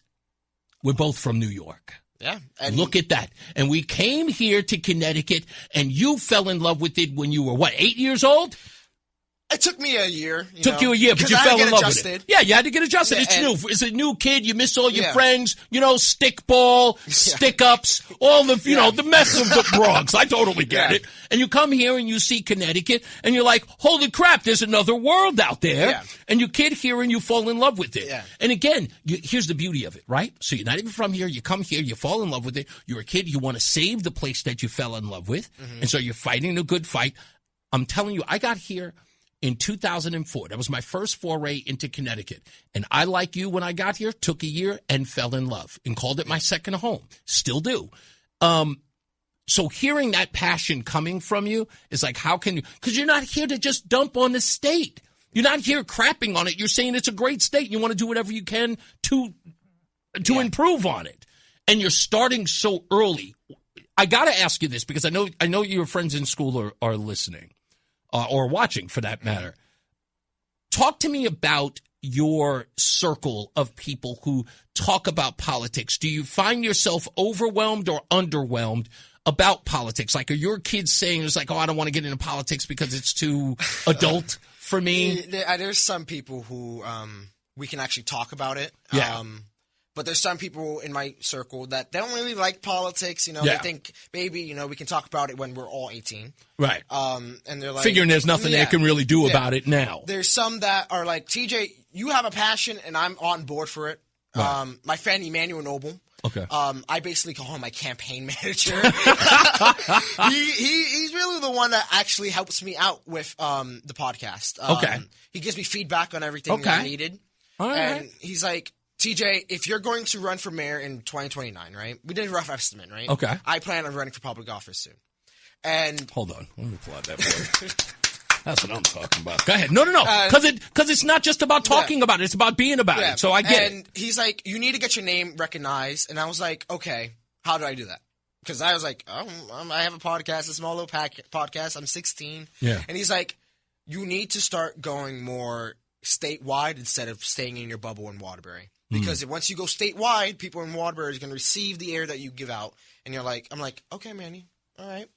Mm-hmm. He's a great friend of mine. And another friend, Aiden Wilson, she is one of my favorite people to talk about politics because we don't crash. We really talk about issues. And same with my friends. I want to ask you about both of these friends. What are their names again? Emmanuel and Aiden. Okay, Emmanuel and Aiden, when they converse with you about politics, is there a dynamic where the three of you are working out details from your own certain perspective to come up with the best idea? Like, you guys aren't coming from the same place, right? It's not like what do you call, like an echo chamber where you all agree with it. You're all sort of hashing out ideas in that way? I know one of them is a conservative, a Christian conservative. Manuel is one. Aiden is more left-leaning. Okay. That's a great circle to have, my friend. And I'm more of like a centrist. You know? Okay. I feel like we can work with both sides. Okay. Both sides of the aisle have great ideas. Mm-hmm. The other side a little more extreme, but especially with the protests. But your friend is, even though she may be a little left-leaning, she's understanding. Exactly. She's competent in the sense of she's giving you ideas from her perspective, but she's not screaming at you, just going, "You need more of this." Yes. It's sort of like you guys are having it engaged in conversation. Well, look at that. Yeah. If we could only teach others. But go ahead. So these two are, in essence, your sounding boards when you're thinking about ideas or how you can improve on the state. Because Aiden, she's with me. I'm the student council president in my school, and she's the vice president. I think we work amazing together. Okay. Currently, she's, well, not anymore, but at 4 o'clock, she was at student council holding down the ship for me. Right. She is a great friend. And honestly, every time it comes down to politics, I was like, hey, what do you think about this, right? Because I want to hear both sides. Like, what do you think about this, right? And she tells me, for example, if taxes, she's like, oh, no, we got to cut taxes. You sure she's liberal? No. Sure. Yeah, there's a lot of people in my age now who are left-leaning. They want to cut taxes. They think Connecticut's too high taxed. Right. And they're like, I may not like the person in charge, but I do also have my left-leaning values. And they're like, I'm like, okay, that's fine. And I have a teacher in I've been with her for 6th grade, 9th grade, and 8th grade. Okay. And can you say the teacher's name? Amelia Young. Okay. She is my favorite teacher. Okay. She's left-leaning as well. Okay. But I can actually have a conversation with her about what I feel about politics. Okay. And she listens to my podcast. Does she encourage you? Yes. Okay. She's the main one I went to when I was like, oh my God, Reese is going to have me on the radio. Really? Yes. Okay. She was the first person I let know in my school. I was like, Miss Young, I'm going to be on the radio. And she's like, oh my God, I'm so happy for you. You're doing amazing. And I'm like, thank you. But more back to the inner circle. Yeah. They really try to push me to do more. So Emmanuel, the campaign manager, he's like, you need to do an event in Waterbury, and we're still working out the statistics because I'm 16. Parte with Duarte. Yep. Go ahead. I'm sorry. Just an idea. And we're trying to map that out, because we want people to come and realize, okay, what's happening here in Waterbury is not what we need to happen for the rest of our lives. Wow. Listen, TJ, I got to tell you, from right now, just listening to you and where you are, I'm completely overwhelmed. And I promise I won't get emotional, but I'm very, very proud of you. I don't know you from a hole in the ozone layer, but the moment that you reached out to me, I said, I got to have this kid on, because weirdly enough, it was just Roland. Wasn't it just months ago? I was saying we need to have young people who like this medium of politics at a young age. I know they're interested because politics are everywhere, and to bring that person in. And then you reach out. I mean, it couldn't have been 2-3 months ago, right, Roland? Yeah. Yeah, right at Christmas time. And I was saying, like, we need a campaign to have young people come here and just sit in on a radio show and sort of be a part of it, so they can, one, understand how this medium works, and the second, and most important, is to keep this medium alive. You have no idea the responsibility that you are about to have. If you love this, and it looks like you do, it sounds like you do. I hear the passion in you. And it's, again, I'm telling you, it's like looking at a spiritual mirror when it comes to this, that you believe in something and it's greater than you. I love hearing the way you talk about your city, the way you talk about this state, how you want to help it, how you listen to others. And not only that, you sitting here promoting your friends, the people who you rely on, from your teacher to your two friends, that you rely on their input, that you don't make it about you. I'm not going to sugarcoat it for you, kid. I really, really do believe you've got a future in this, and in so many ways. Keep pushing. Never, ever let anybody tell you that you can't get something done. Do you understand, Roland? This is that Stephon Marbury moment. The Stephon Marbury moment happening right here. You could be the president of the United States, TJ. You can. Nobody ever told you that? Well, I'm telling you that. You could be. I'm telling you, I love everything about what you're doing. And your parents are supportive of you. Do your parents ever say that you're in over your head? Or my mom said, "Don't be conceited." They said, "Really?" Yeah, she says, "Don't be overconfident, because you need to be careful, but you also have to always remember to put God first." That's what she. Where is your mom? Is she here yet? Is she here? Is she? She's around the corner. Okay, she's around the corner. Yeah. Okay, good enough. I can't wait till she gets here. Yeah. That's, again, this is one of those things where people do not understand that we have our young people. We need to actually, it's not so much about pushing them in the direction that we want them, but when they are interested in this in the way that you are, we have to encourage them. And I'll tell you, I don't even care what side of the aisle you're on. Mm-hmm. It doesn't. You care enough to the point where, and saying that you're middle ground is helpful to the people of the state. It's like, at one point, at 16, you can probably be middle ground. As you get older, you're going to realize that you're shifting either way. You develop a family. We have an old saying. I'll put it this way. We have an old adage in politics that says, if you're not a liberal when you're a kid, you have no heart. If you're not a conservative when you're 40, you have no brain.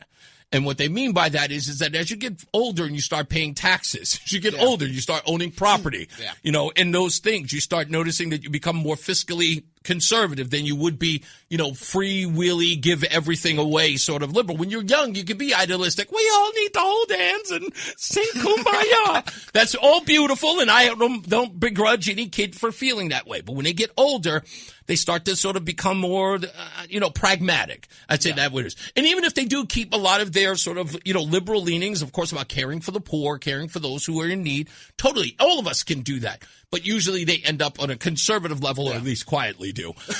They don't really come out with that. We're going to take a break in a minute. We're going to come back with you. I want to ask you a whole bunch of questions, because what got you here was your, how do I put this? Your, I don't want to call it disdain. you had a particular issue with our governor. Oh, yes. Oh, I can't wait to speak about that. Okay, so I know you want to talk about that. I know you want to get into that. It is an election year. We do have an election up for grabs for the governor's race. So I want to talk to you a little bit about that and what your feelings on. And if you know, give some of the background on some of your friends and talking to them if they are even interested in politics. Yeah. Well, your mom's just here. We're going to get her in, but we're going to a break right now. And we'll get her in here. We'll get her a seat and we'll talk to her. I can't wait. Let's get another check of traffic and weather. Mark Christopher is here. He's in the BPS Lawyers Traffic Center. Hey, Mark. Stay locked in. Reese on the radio is on WTIC News Talk 1080. All right, we're back. We've got TJ Duarte in the building, but, you know, it's just after 4:30, so we've got to do the thing. Yes,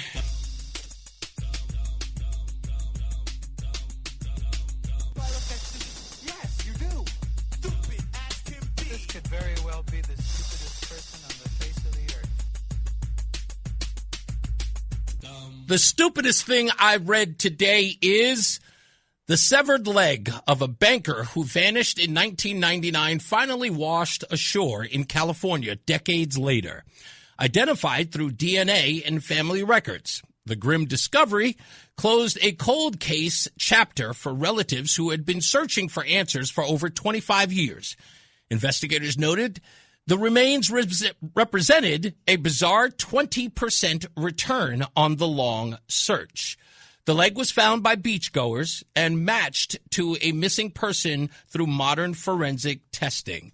No new details emerged on the original disappearance, but the recovery has brought some measure of closure, considering for years investigators didn't have a leg to stand on.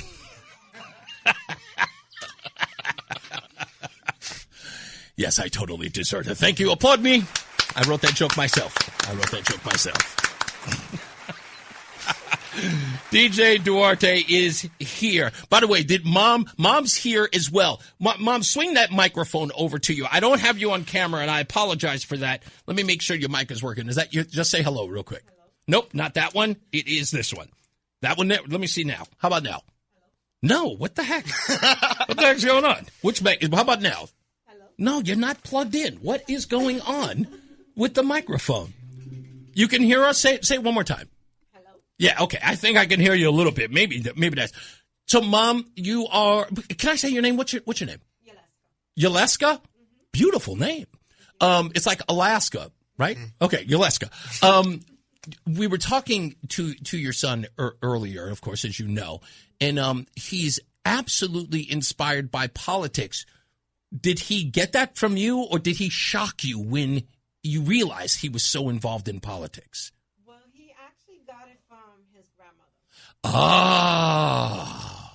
Oh, Grandma. She's the culprit. Where's Nana from? Nana's from Puerto Rico. Nana's from Puerto Rico. Oh, baby. That's all I needed to know. She's abuela told him to. Listen, son, I tell you something. Okay? I tell you, listen, no, don't look at me that way. I'm going to tell you something. You need to get into politics so you can change the world. I bet you that. You sound like a Disney film. Grandma is the inspiration. I'm loving every bit of it. Yeah. That's great. What's Grandma's name? Do we refer to her as Grandma something? Well, rest in peace, Anna. Okay, Grandma Anna. Yes. Well, you know what? I did not know that. That is quite important. Now, was she very politically active as a grandmother? She couldn't. She was very sick. Okay. So, did she watch the news a lot, and she was very involved? Yes. Yeah. I used to tell her, could we change this, please? She was like, no. So, of course, he grew up knowing about that. And I actually told him, if you want to go into politics, you need to know your law. Yeah. You need to know the law. I love it. Let's get another check of traffic and weather. Mom is here. I'm loving that. This is going to be great. Mark Christopher, he's here as well. He's in the BPS Lawyers Traffic Center. Hey, Mark. It's Reese on the radio on News Talk 1080 WTIC. All right, we are back with our special guest, TJ Duarte is hanging out with us. How do you feel so far being here on the radio? It's amazing. Yeah, you're loving it, huh? It's very fun to be here. Trust me, it's more fun for me. And I don't know if you were listening earlier when you were coming to the show. I said, in AA, what we care about the most is sort of like what we refer to as the newcomer, the guy who's sort of like at the beginning of the stages. And in radio, I kind of feel like the same way with you being here. What you are reminding me of, just you're being a fresh face and being brand new to this medium, in politics as well. It just reminds me of what it was like for me when I was your age. And it certifies in so many ways. It was like, boy, did I make a decision in my life when I wanted to do this. Yeah. And to see you here and caring about it the way that you do, it's like, man, I have to do everything in my power to, like, I'm going to put every battery on your back right now and make sure that you fulfill this dream. I don't want you to ever be discouraged about your ability to do it. You are going to learn, and I'm going to make sure that you learn. If you care about this, you are going to be able to call me whenever you want and just say, hey, Reese, what do you think about this? And I promise I will help. If you are serious and you're passionate about this, I want to tell you that you have this ear and you have this show. You let me know, and I will definitely make it happen. So I'm proud of you. I'm just meeting you now, and all I want to do is encourage you every day, like Stephon Marbury did to the kid in the barbershop. So we were talking about, I don't know if you heard about that, but the kid, there was a little, 7-year-old boy in a barbershop, and Stephon Marbury tells a little kid in Coney Island in the inner city, much like, Waterbury or any other ghetto. And I'm so sorry, but he just looks at the kid and he just says, did anybody tell you could be president of the United States? You don't have to play basketball. And the little boy says, nobody ever told me that. Stephon Marbury was brought to tears hearing that. And I'm saying that's important. You have to tell our young people they can do anything in the world. And you live in Waterbury. I listen to everybody all the time. It's like, yeah, man, Waterbury. I'm just like, if you look around you and you let that decide your destiny, you'll be nothing. Yeah. So you came here, you moved here when you're 8 years old, and you come here and the first thing you say is like, how can I make this better? You're encouraged to. You didn't look at it and just go, what's the use? What did that to you? Like, what happened to you that made you say, I need to be a part of a change? Yeah, so I looked around Waterbury, and the main thing I've been hearing with people is like they're tired of the crime.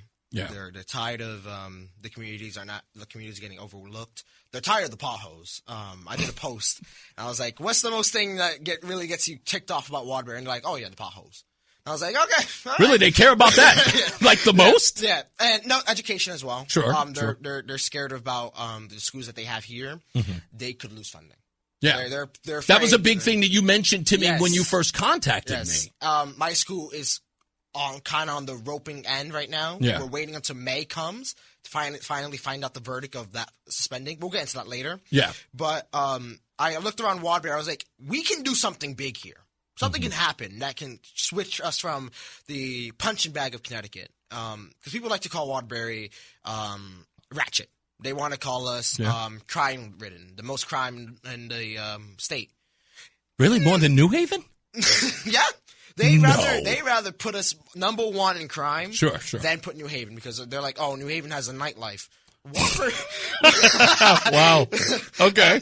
I mean, Waterbury has potential. It's just that the government we have in Hartford and the government we have in Waterbury, even though I think the mayor is doing okay. Right. Someone could. Nobody's perfect. No one's perfect. Right. But he could do a little more for our community.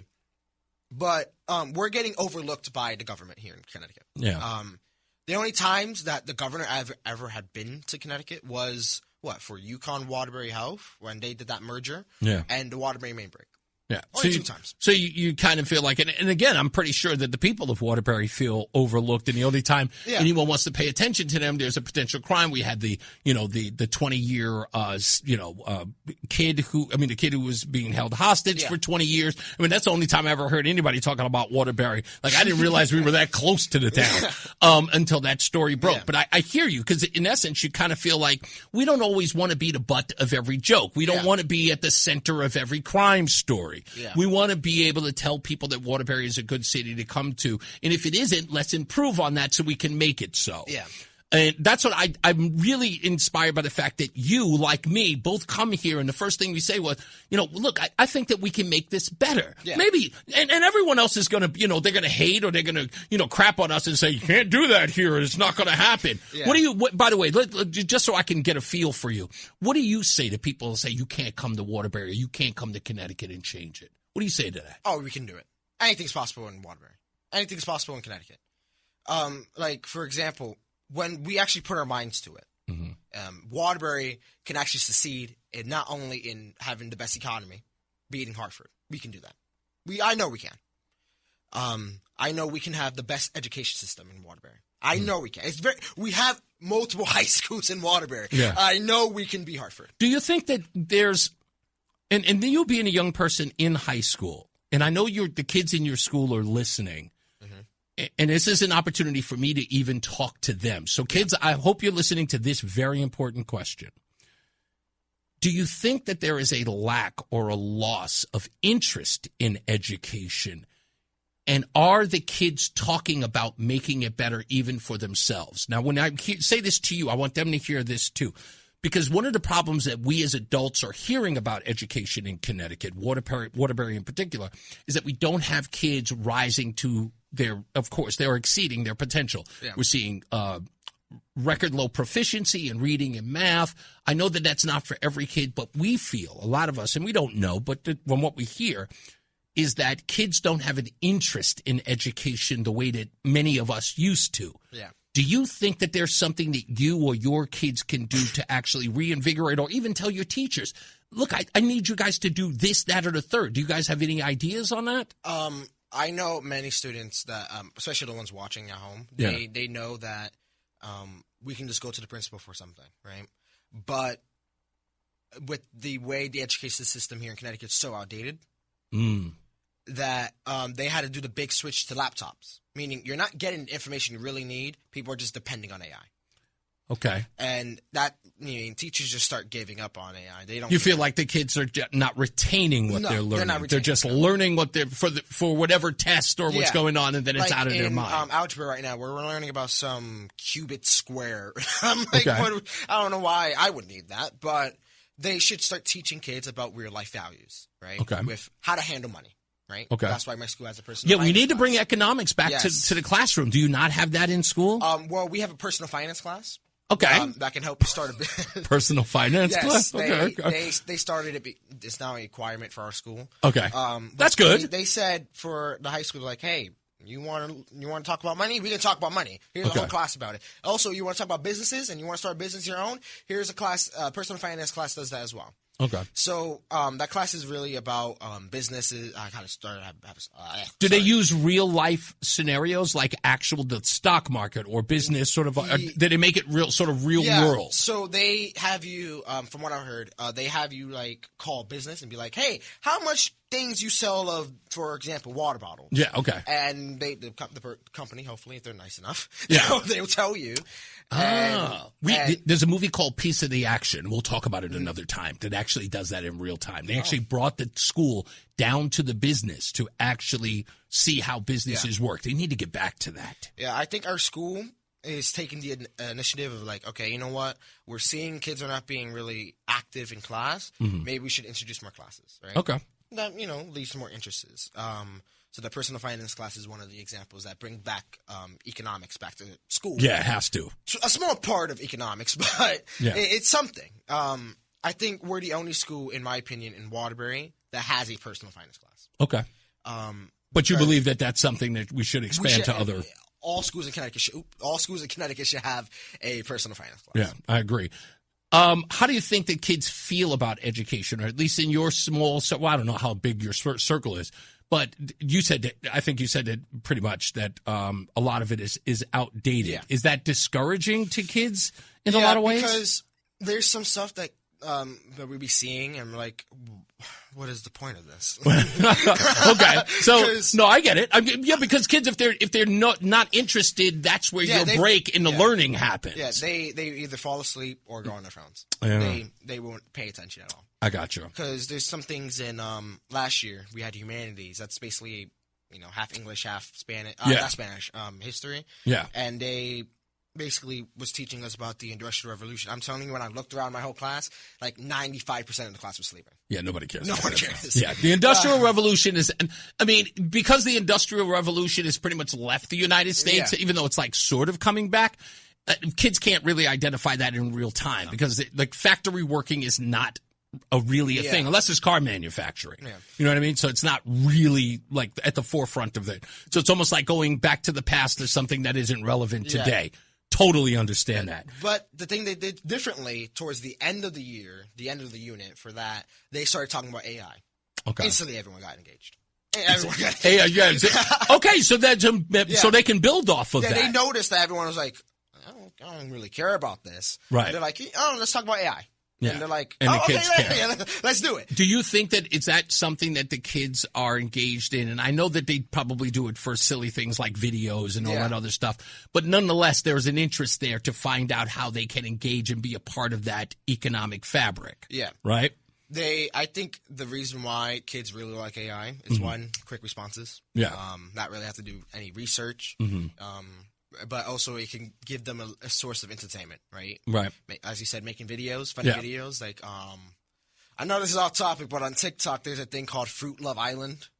AI Never heard of it. AI generated videos. I'm still trying to get over some of the names in my chat room for some of your friends, like King Cage Panther. I'm like, who is that guy? Like, who is that guy? These names are over the top. Is that Emmanuel? Yes. That's Emmanuel. Well, good. Big shout out to you, King Cage Panther.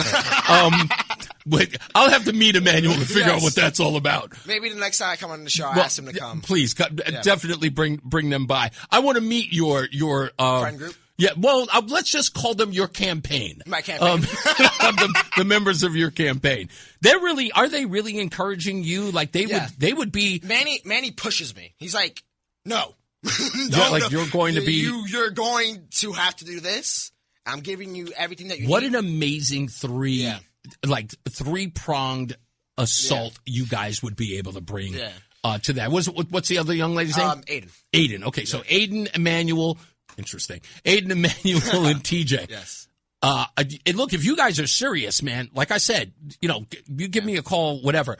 I did want to talk to you about Governor Lamont, but again, I think we're going out of time. I don't really want to talk about him because I only want to talk about you, and I'm just I'm fascinated by you because I feel like this is going to sound crazy, but I finally feel like I'm interviewing my 15, 16-year-old self. Is that wild? It's like I feel like I get to go back in time and interview myself in talking to you.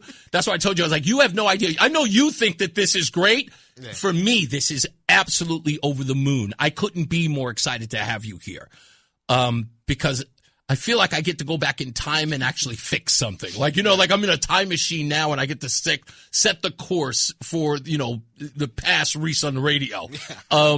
And really, because I can go on for the rest of my life knowing that I made a difference in somebody's life who cares about this thing, especially politics and communications and getting the word out and helping your constituents, helping the people in your community.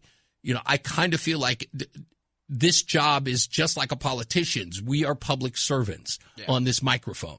And we can change somebody's life. They always say, it was like, if I could change one person's life, I don't want to scale that low. I really want to change lives. Yeah. I really, really do. And I think that you have that in you. I feel it in you. And just the way you talk about the people around you, the people who inspired you, what you want to do, how you're passionate about these things, just keep going. Okay? Never. When you feel like you don't want to do it today, do it anyway. Mm-hmm. This is, and I think you believe this too, this is your destiny. Yeah. Do you feel that way? Yeah, I feel like politics has been the only thing that has got my attention instantly. Yeah, because it's everywhere. But it's also, I'm like, if I can make a difference that benefits everyone's life, then I'm going to do it. I'm going to take the opportunity. Because I don't think I'm not going to sit back and watch everything go down. I'm going to go and continue. Yeah. I don't know what to say. I mean, I am trying not to cry in front of you, man. I am not. This is really from the bottom of my heart. I love everything about you. Everything. And like I said, don't worry about, you got my phone number? Yes. Reach out. You need my help on something, you need an idea or something like that, and I'm going to try everything I can to get the people that I know, whether they're names in this business, and I'm going to get them to sit down with you so you can have interviews with them, so you can talk to them, so you can actually literally figure this out as you work through it and you become a professional. By the time you get to half my age, you are a pro at this. And literally every opportunity, people are going to be beating down their door and saying, I want to partay with Duarte. I got to just let everybody know. TJ Duarte, thank you so much, man. I appreciate you, man. And you'll be back. Don't worry about that. You're going to be back. The hour that packs a punch. It's Reese on the radio on WTIC News Talk 1080. All right. If you're watching online and you're saying, wait a minute, TJ's still there. He is. We're going to get to that in a second. Betsy McCaughey, who's running for governor on the GOP ticket, was on hold. We're going to get to her in a second. She literally called in and said, I want to talk to TJ. I'm like, I thought he had already gone. But TJ ran back. He's almost out of breath. We're going to give him, his family ran with him. So we're going to give him an opportunity to talk to Betsy McCaughey. Also, as I was calling him earlier during the break, he has been invited to take a tour of the House of Representatives here in Connecticut. In fact, they are inspired. I guess people are listening, and they are absolutely inspired by you as I am. And this is a huge deal. And I know you know how important it is. So I'm just telling you that I appreciate you. But with that, it's 5 o'clock, so I got to do this thing. Hold on. News. Somebody that I know that Mark Christopher is going to like. Angus Young of AC/DC turns 71 today. Herb Alpert turns 91 today. Popular album and chart anniversaries include 40 years ago, Prince's Parade, his 8th studio album under the Cherry Moon soundtrack, which it was featured on, featured the #1 hit Kiss. This was also the last full project with his group, The Revolution. 42 years ago, Kenny Loggins released Footloose, and it was #1 on the Billboard Top 100. 59 years ago, the infamous Jimi Hendrix setting his guitar on fire for the first time on stage happened in 1967. This was his debut UK tour at London's Astoria Theatre. It made him a legend. 68 years ago, another fantastic milestone was the release of Johnny B. Good in 1958 by Chuck Berry. Also, 77 years ago today, RCA Victor introduced the 7-inch 45 RPM single. That was the 45s back in the days. Only us old people are going to remember that. Let's get another check of traffic and weather. Mark Christopher, he is in the BPS Lawyers Traffic Center. Do you still have 45?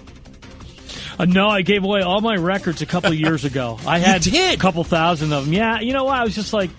You say you gave them away. You didn't sell them? Gave them away, yeah. Well, really? Well, mine are all going to have cue burn on the first couple of seconds from queuing them up so many times. You know what? People have yelled at me. I've had like 5 people go, "What? I would have taken them. Absolutely. I was just trying to make more room in my house. I was like, when am I ever going to play these again? I worked at a place called St. Mark's Sounds, and we used to buy vinyl there. Boy, on St. Mark's Place in First Avenue. That was my first real job in the city.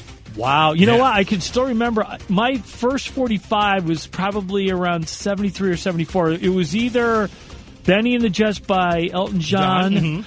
Or it was Band on the Run by Paul McCartney. I can't remember which was one and which was two. I'm not going to lie, both of those records are really good. Solid top 40s right there. Yeah, but I mean, it's 69 cents back then for a 45. Oh, wow. Yeah. I know. I shouldn't have gotten rid of them. I wouldn't have done it. I'm still kicking myself now. Brian Shackman screams at me every time this comes up. Because why'd you give him? I would have taken. It's Reese on the radio on News Talk 1080 WTIC. Okay, I'm over here trying to figure everything out, and I've got. Who was it? What was the young lady's name? Who? Irene. You said Irene, that she is the state representative for the 34th district. I believe. I just forwarded her your information. She's going to reach out to you as well, and this is exactly what she just said to me. She says, "Thank you, an inspiring young man." So I'm telling you that like I said, I know that they see exactly what I see. So you are going to be fantastic. Yeah. And obviously, you didn't just inspire them. Possibly the future governor of Connecticut, who's on the line right now, dying to talk to you. Betsy McCaughey called in to speak to TJ Duarte. I don't even get this kind of love. What's going on there, Betsy? Yes, I'm going to give this kind of love to Reese on the radio. I love him. He's my freedom warrior, my truth teller. Yes, indeed. So, Betsy, TJ is here, and he ran back to when I told him that you were on the phone. Did you hear his interview? No, I didn't. Tell me. Well, TJ wants to be the governor of the world. And, and I think that he is inspired. He's a 16-year-old who is involved in politics. He's got a podcast. And all I wanted to do was to make sure that I introduced him to you, because I told him I'm going to introduce him to a slew of people, because it is important that we get our young people involved as early as we possibly can. And he's a 16-year-old high school student who loves politics and wants to help people. He is inspired by people like you and people who are trying to help others. So, and he's really excited to be here. So anything that you can say to this young man? Yes, I can tell him that follow his career choices, make sound decisions that help other people, and it will, all those decisions he makes, all those experiences, all those jobs he takes on will help prepare him to be a good governor of the world, or maybe just a part of the world. Right? TJ, I mean, when I look at my past, I started out being a college professor. I've written 5 books on things like the history of the Constitution, how to prepare for the next pandemic, healthcare. Then I founded an organization that saves thousands of lives a year, RID, and I've run it for 20 years. All those different experiences prepare me for being a good governor, because what do you have to do? You're serving other people, making sure that you take care of the people of this state well. Indeed. What do you want to say to Betsy? It's your opportunity. I mean, well, I know I'm probably going to be seeing you tomorrow at the Meet Your Candidate event that I believe that Republicans are holding. I believe you're going to be there in Madison. That's right. Yes, I'm going to be there. I'm very happy. I really want to meet you.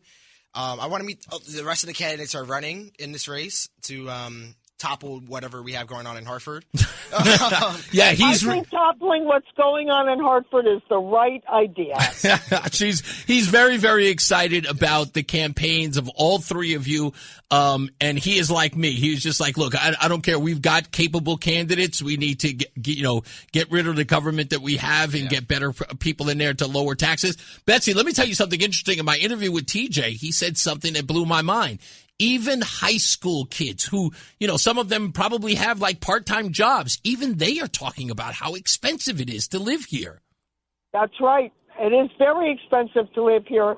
But the best answer to that affordability, we're going to do 2 things. If we lower energy costs, it means that everything costs less. Food, for example, energy is a big part of what you pay for at the supermarket. All that food that has to be refrigerated and trucked in. Yeah. But also, if we get rid of the state income tax, everybody listening is going to be earning more money. They're not just saving the money by not paying the tax. They're going to be earning a lot more pre-tax. That's right. In fact, the Council of Economic Advisors says the average wage earner will earn $6,900 a year more pre-tax if we get rid of the income tax. Yep. Well, I just wanted to make sure that I introduced the two of you, and you two had an opportunity to speak, and thank you for that. TJ, now I will let you go because me and Betsy have a whole bunch of other stuff to deal with now. But I really, really thank you. Tell all of your classmates and your schoolmates and definitely your teachers that we appreciate them inspiring you and all for cheering you on while you're here, because they've got your back. I'm going to look for you tomorrow night, TJ. I'm going to make sure. Don't worry. I'll make sure that he makes a beeline to you so the two of you can connect. Thank you so much. TJ, thank you. Mom, thank you. Thank you, Charles. I appreciate both of you guys. You guys be good. So, Betsy, I want to say... Don't be too good. Betsy, you and I were supposed to talk the other day about your endorsement. Thank you, guys. About your endorsement by CPAC, which is a big deal, a huge deal. I was very honored and humbled by that endorsement because I was the only candidate for any office in Connecticut who received this endorsement. It's a real honor. It's like the Trump imprimatur, right?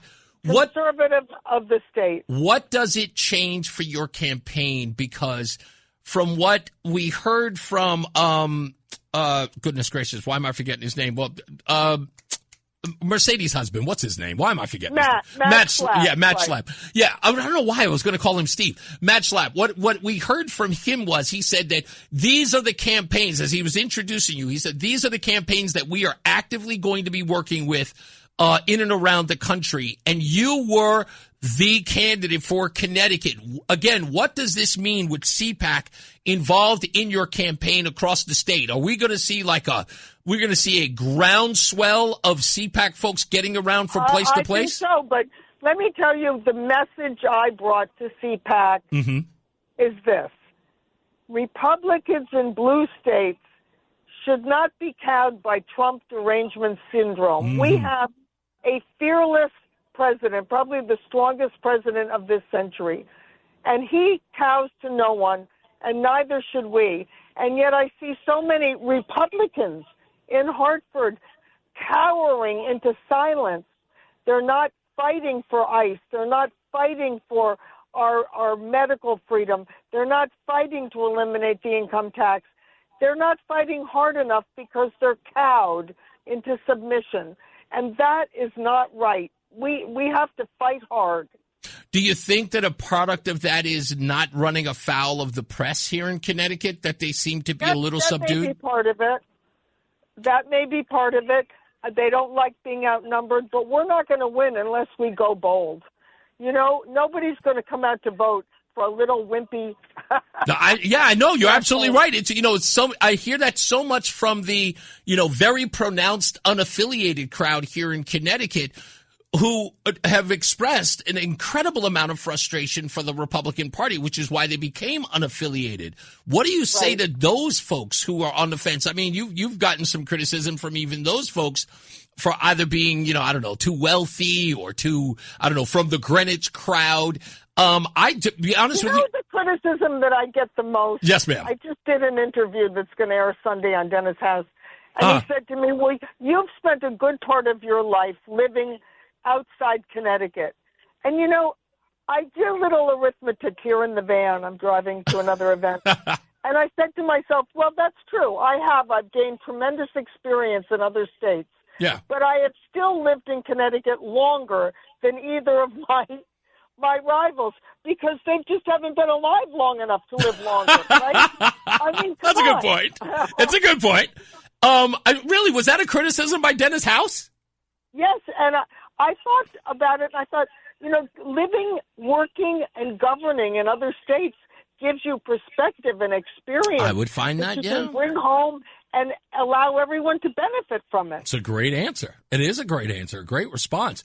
Okay, so you're going to be at the event tomorrow, and why am I not? And I'm doing one tonight, too, in Trumbull, Monroe, and I think it's just Trumbull and Monroe, actually. Okay. All right, and the event tomorrow, what is... for a place to grab a bite to eat. What is the place tomorrow you're going to be at that TJ was talking about? We're going to be in Madison. Okay. Which is a stunningly beautiful town. I'm so looking forward to it. All right, well, tell your folks to send me a text message. What time is it at tomorrow? Around 6 o'clock. Okay. We always do everything around 6 o'clock so everybody can get off from work and get over and join us. Even me, because I get out at 6. That's right. Yeah, I will do my best to get there. By the way, before I let you go, I hear you got an opportunity to talk to Nick Shirley. Now I know this is off the beaten path, but there's a rhyme to my reason here. Did you get to meet Nick Shirley, the young man who's been... I sat in the green room with Nick Shirley over at CPAC because we were doing appearances at very similar times. So I did get to spend some time with Nick Shirley and his dad. Okay. Oh, that's right. I heard his dad. A lot of security. Did you guys exchange pleasantries like telephone numbers? by any chance? I can look in my notebook and see if I have his number, and if I do, I'll make sure you get it. Thank you, because listen, I'm telling you, after we found out, and this is what I really want to ask you about. Did you hear this story that I was talking about yesterday with the 1% tax that they've been taking from restaurants since 2019 was put inside the general fund? And it turns out today, when they realized it, some $550 million was just put into the general fund and not put into where it was supposed to go, tourism. They were supposed to put the money back into the restaurants they tax, and as well as the community of those. They stole the money. These people in government, they are really crooked. They are just crooked. Is that insane? I'll tell you another one that really gets to me. Do we have 30 seconds more? Yeah, go. Baby bonds. In this state, you can be an illegal immigrant who walks into the state and gives birth the next day, right? Yeah. And your child is going to get a savings account, so they call a nest egg account, funded by taxpayers. It starts out at $3,200, and of course, with compound interest, it's worth about $24,000 by the time the child grows up. But here's the point: all of us are working hard to pay for nest eggs or savings accounts, of course, for our own kids and grandkids. Why should we have to pay for somebody else's? Holy moly. Is that story broke anywhere? Yes, it was passed in 2022. It's outrageous. It's so outrageous. Yeah, that is outrageous. Yes, it certainly is. And whose bonehead idea was this, Betsy? Please say to governors. When I am governor, there will be no baby bonds. There will be no giveaways like that. Just Trump accounts. Just Trump accounts. Yeah. And the law says it's explicitly to even out wealth. Well, that's not government's job. Government's job is not to take from some to give to others. Yeah, indeed. Betsy, well, thank you. Good luck. We'll see you tomorrow as well. And, of course, we will see. I just got your paperwork back for our debate on April 30th. Can't wait to see you there as well. But we'll see you in and around. Forward to it. You got it. Bye-bye. We'll see you in and around the bend. Betsy McCaughey, ladies and gentlemen. Thank you, Betsy. When we come back, we'll find out what we learned. And I want to thank again, TJ. Thank you so much. I'm sure that you're listening. I just want to let you know, and especially all of his supporters and his classmates and schoolmates, I want to let you know that young man is, get to know him now. Get to know him now. Buddy up to him. Be his buddy now. Okay? That kid's going places. But I want you to know that, and I say that tongue in cheek, absolutely. But I'll tell you this. And the reason why I say be very, very close to him and nurture him, especially nurture him and encourage him. And I'll tell you why. You know, people always say it's like, what are we going to do about our future? Or who's going to be in command of our future? Or who's going to forge the future for us? TJ's that guy. He wants that. He wants that job. And when somebody wants that, when he wants to, and his desire is to do good for others, you have to nurture that. You have to make sure that you empower it. He's got a good head on his shoulder, and at a young age, wanting to do so much. His grandmother inspired him. I don't know. I just wasn't that lucky. I thank God for ever putting the want of this medium in my head and in my heart to do.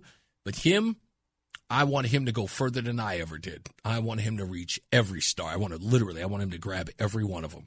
I'm so inspired by him. And I'm going to do whatever I can to make sure he meets the right people and they all know him.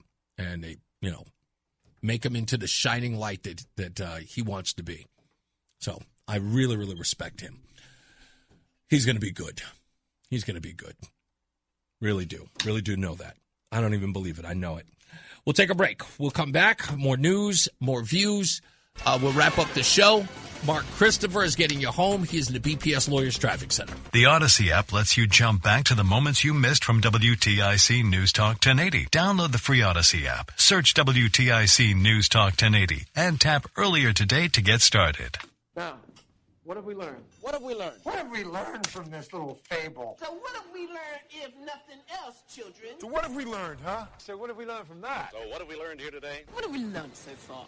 What we learned today is that TJ Duarte is going to have a very, very stellar career. What we also learned today is you should not, never, ever, and I do mean ever, say that you are an inclusive place if you are not an inclusive place. Also, never compromise your principles so that you can be a part of something. If they don't want you, you shouldn't want them even more.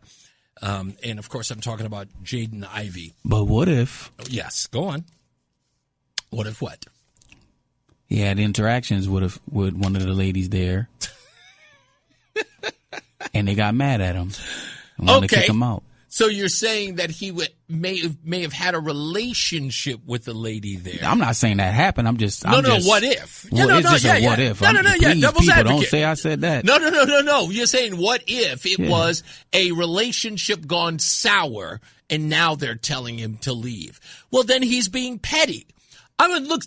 Can I tell you something about this that I will? And I say it just feels like the story is just a weird story. I know. We reached out to both of them. Obviously, she spoke to Connecticut Inside Investigator, as did he. I would love to talk to the guy if he wants to tell the side of the story.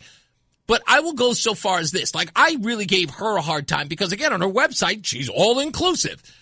But I'm going to be, straight up honest. The guy here, if he's being petty, he should not. And here's why. He is suing this single mother who opened a business of yoga, obviously very popular. She pays a staff in a 750 square foot business. She, again, is a business starter and a single mom. The fact that this man would sue a woman for $2 million, I'm sorry. Look, I can be wronged in a lot of ways, but I would never bankrupt this woman. Like, I couldn't do it. I couldn't find it in my heart. And I don't care how aggrieved he thinks he is. Yeah. Morally, I just can't. I'm not a litigious person like that anyway. But you're not supposed to be there. Yeah. Period. Why would you make this woman like you are going to destroy her with this lawsuit? There's not an ounce of empathy for her that just says, all right, man, I can't go there. I'm pretty sure that there is a yoga class somewhere that he can join. Yeah. And he can huff and puff all he wants, and they'll be happy with it. The point is like with this, I wouldn't put this poor woman through that. And I'm sure she meant well, but he got out of hand, and she kind of felt like, look, but this is what happens with this thing. It's like once you give them an inch, they take a mile, and she's got to learn the hard way in some ways.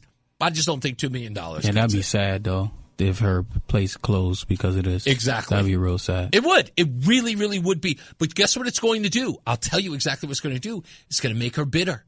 It's going to make her bitter. Why wouldn't it be? Yeah. Why wouldn't it make her bitter? And imagine the person she's going to be on the other side of this. It's not going to be pleasant. It isn't. She's going to be hate-filled. And I'm not going to lie. He better move. It may be warranted. Yeah, he better move out, take his $2 million and run. Anyway, let's get another check of weather and traffic. Mark Christopher, he's in the BPS Lawyers Traffic Center. Hey, Mark. What's up, everybody? You know who it is. You know who it is. You know who it is. It's Reese on the radio. Frederick Douglass of the 21st century. It's WTIC News Talk 1080. Hey, we are back, and we are almost out of here. Donald sent me a message. Some people are still reeling about the opening of the show. The show went by fast today, by the way. I don't know about you, but it seemed to have zoomed by. So I started the show by talking about a podcast that I was on back out in California. And we started the show by saying, everybody had been asked out of 7 men, which one of them would condemn his son if his son had come to him and said that he was homosexual. And, all of the men, African-American all, said the usual thing. No, not I. I couldn't do that. And I love my son and blah, blah, blah. And I knew that every one of them were being phony. They were just doing what's supposed to be. Say the uncancelable thing, No, I would totally understand. And so they got to me and I just went, no, absolutely not. No, I would condemn him. I would not condone it. I would disown him in the whole 9 yards. And everybody lost and was like, no, why would you do that? You're a horrible person. And I simply asked the question. Why does his value trump mine? Why? What rule says that because he is a homosexual, that my rules that say that I condemn it, why do his values trump mine? And nobody could give me an answer. I said, I thought we were all equal under God, right? I thought my views were just as fair as his views. Why is his views more important than mine? They didn't know how to react to that. Sure enough, some people decided, you know what, I can't put on the facade anymore. Yeah, truth be told, I couldn't deal with it. I know I'm supposed to say it, but it's hard for me. Finally, I'd given them permission to be honest. Weird how that works. Weird. And so I got a message from Donald, and I want to read it real quick. Donald says, and I quote, Reese, where in the Bible did Jesus condemn homosexuality? Well, the Bible isn't just Jesus. Obviously, Donald, you've not read the Bible. Okay? Just so you know. Do you think the whole religion is about Jesus? Is that what you think it is? Like, we read the whole Bible, Old and New Testament, that is. Okay? So, and this is just, let me get this straight, because I don't want to be insulting. I want to make sure that I'm not insulting. You probably would feel like I'm insulting you. So let me make this clear, okay? All right. That is the dumbest way to phrase a question. If you don't think I recognize that is a dumb way to phrase a question, you clearly don't, you take me for granted. You obviously think I'm too stupid to recognize exactly how you're phrasing it. The religion is not all about Jesus. It is about God. And the Bible is a complete book. Jesus plays a role. Okay? Just so you understand. And nor, in no way, did I say anything about Jesus Christ. Also not listening. So when you premise it to your liking in order to sort of stump me, do better. Okay? Try that on some white hosts. Yes, that's right, I said it. Try that on a white host. I know you think that a black host, a black talk show host, would know that you were phrasing it a certain way. But I'm not like other black hosts. Okay? You will not Negrofy me in any way. Talk to your silly little friends like that, who would know it, who wouldn't recognize it. Okay? You can treat me like an educated person, somebody with a brain. All right? Just so we understand each other. Jesus.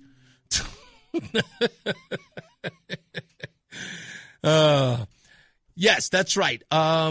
Dwayne Wade, yes, that's correct. Thank you. But John Beckman remembers that. John Beckman, who used to do that podcast with me, remembers it well. The story was about Dwayne Wade talking about, I guess, that he had acknowledged that his son was identifying as a girl. You are 100% right, John Beckman. That was the episode talking about it. And again, giving people permission to say, just because that is your lifestyle doesn't mean I have to adhere to it. You don't get the higher ground. You don't get the moral high ground because you are gay. You don't get the moral high ground because you are transgender. You don't get the moral high ground because you have what's called an alternative lifestyle. And all of us have to bow down to it. This, again, as I said, go read The Animal Farm. Some people are more equal than others. No, they are not. If you want to use it, this is the reason why they use the word like equity instead of equality. Because equity is cheating. That's what it is. To any one of these people who don't understand it, obviously don't know the definition of the word. Equity is cheating. Everybody gets the same. Everyone has the same outcome. Doesn't matter how much effort you put in. Everybody gets the same. No. Equality means we all do whatever we can to get wherever we get, and we get treated fairly. Okay? And if I don't like your lifestyle, you have to put an H on your chest and handle it. You do. You don't like my lifestyle. I talk to these people all the time. I talk to some of these people at the No Kings rally. My conversations with them, for them, were the same. All they kept talking about is their voice.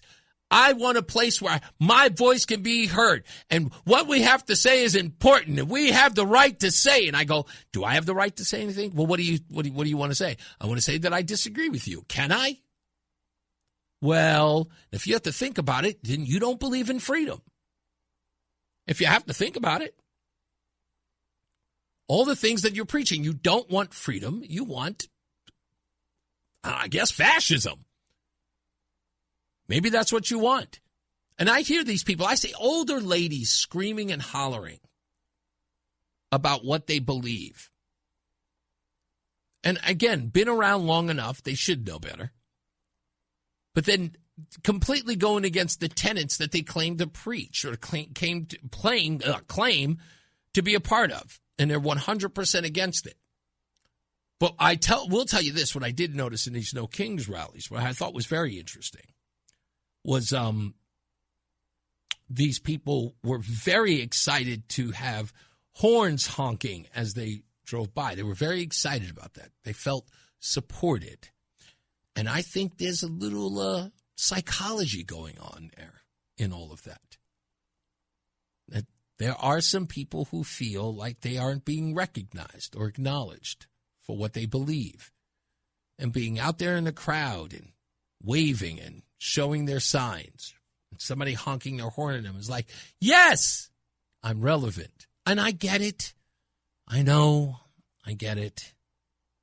Some of us are very vain. Yours truly. No, I mean, as my wife would say to me, you smelt it, you dealt it. I recognize that about myself. I am quite vain. I can be. I am. I forget about can be. I am. I'm quite vain. Quite vain.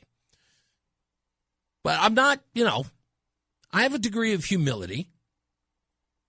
But, when people start telling me, it's like, oh, man, you're fantastic. I don't want that kind. I don't have that kind of vanity. I don't. But, my vanity stretches to this. This is what I love doing. This, wanting to be able to talk on the microphone to you and have you listen to it, I'm a little vain about that. I love doing it. Every day I come here and I crack this mic, it's important to me. It's a part of my ego.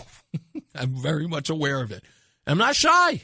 I'm not shy about that. I love doing this. But that other stuff, no. I don't care much about that. So anyway, I just wanted to make that point. So to see those people out there doing all that, feeling accomplished in some way because they're standing out in the cold, opposed to Donald Trump, because that's what it is. It's like, I'm against Trump. And, if you were to break that down to them, okay, no one knows you're here. And I know if you were at the No Kings protest and you were protesting, listen to what I'm saying. And again, not to hurt your feelings. I want you to think about it. No one knew you were there. No one. You were facing the crowd. That's it. And you were there. And everything about what you did on Saturday amounted to nothing. Nothing. You are more frustrated today than you were there. And maybe you had a little bit of happiness in that. That you felt like you were surrounded by people who agreed with you and you felt acknowledged and you felt like your angst was somewhat, pronounced through their voices. And you were like, look, we all care. And I'm just going, yeah, and today, empty. Empty. You're probably online right now sharing with your friends, I hate Trump even more now. Me too. Oh, he's such a... Yeah, I get it. I understand, and you need it. You need it. People telling you and cheering you on. I hate Trump. Send. I hate Trump too. Like. It's an interesting thing. I'm just saying it is. It's interesting. It is. I would love it if half of those ladies got back to things that mattered to them. Like, making booties for the grandchildren or the great-grands, knitting. They used to, in Boston near Harvard, they used to have this bar where ladies got together and did knitting. It was, what was it called? I can't remember it, but they used to be right, it's the bar right next door to Harvard University, right near the entrance. And it'd be ladies who go there during the week and they sit there and they all knit and drink pints. It's weird, but it's, they're all making sweaters. So fulfilling. Crochet. Yeah, I love crochet. It's an art. I'll never learn to do that. Never learn. Never. Ever. It's never going to happen. I think, what if you put me in front of that crocheting thing? I don't know what you're going to get. You're going to get a lot of weird patterns. Just, you know what? I would, at the end of crocheting, I would just take a ball of yarn and go, finished. That would be my thing. That would be the thing. That would be it. Stevie V says, No Kings is just a freak show, in my opinion. Well, if you were in the major cities, yes. It wasn't so bad here in Connecticut. At least these folks are normal. These guys weren't putting dog collars on their necks and crawling on the floor. We didn't get any of that here. We didn't get any of that craziness. It's just one of those things where, you know, the craziness definitely that's not, you're never going to get that in Connecticut. I know people don't want it here, but trust me when I tell you it will never come here. And you'll be fine with that. Boost and Roast, Blackout Coffee. If you have a T-shirt to send it here to the station. And just send a large. I would love a Blackout Coffee shirt. I'm wearing black, what's it called? Black Rifle today. Craig in the car sent me this one about a year or two ago. He sent this to me back when I was still in Texas. I love this T-shirt. Let me see. There's nothing else here in the chat room. Okay. Well, anyway, it's all right. I'm about to wrap it up anyway. I'm sorry, guys. I'm not going to take any calls. Let me see. You're a Christian, translation, a follower of Christ. Christ never spoke on homosexuality. I don't know what that has to do with anything. I think I just made it clear. Let me see. What will be your response when Republicans get booted out of Congress? If I can tell you this, this is important. Do I have time for this? I think I do. This is a very important graph that I'm going to be talking about tomorrow. If you are watching online, you can look at it on the screen right now, but I'm going to post it online. And it's just called the change in partisan composition of major demographic groups in the United States. And there is only one demographic that is going in the left direction towards Democrats. This is a poll from YouGov, and you don't want to miss it. Okay? And we're going to talk about that tomorrow. As well as, did Susan Bicewicz just endorse Josh Elliott? A story that may get some attention in the coming days. And we'll talk about it tomorrow. If you haven't heard of it, go look it up. Susan Bicewicz, and I don't know if it was a mistake, but it doesn't appear like it was. According to the story, she may have just kneecapped the governor. Again, it's crazy. I read the story. I looked it up 3 different ways, and I go, this is a mistake, right? It is not a mistake. But we will talk about it tomorrow. Go look up the story. It is huge. It's everywhere. It's on X, too. And what's her name? Christy Talmadge actually just posted about it on her X account as well. And Christine, I don't know whoever told you I didn't like you, but I love you. I think you're fantastic. We'll talk about it tomorrow because we got to get into it. It's a huge story. Also, we found out some information about this guy who's suing the yoga place. Apparently, he sued employers before 2008 and 2010. He filed federal charges for discrimination. Both of them have been dismissed. And in 2024, he sued another fitness studio called Solid Core for being asked to leave. That case was also dismissed. So this guy has sued a lot in the past. So we will reach out. He's a con artist. He's a scammer. We will tell you. We're going to look. I'm telling you, Reese, they're going to pull a Biden with Lamont. Hey, who called it first, Zach? Who called it first? Remember to give me my props. Okay, maybe I am vain. Yep. You're not helping. Anyway, don't forget, tomorrow we are online. Red Sox are playing. They're going to be on WTIC at 1080. We will be at resetterradio.com and WTIC.com. So do not miss the program, okay? And on Thursday, we've got Devon Ward, the ombudsman for corrections, and Mark from West Hartford, Mark Walsh, is also going to be here to talk to him. So stand by for that. As I always say, radio is free, so we thank you for paying attention. Remember to keep JC in your hearts and in your minds. Sean Patrick, we love you and we miss you.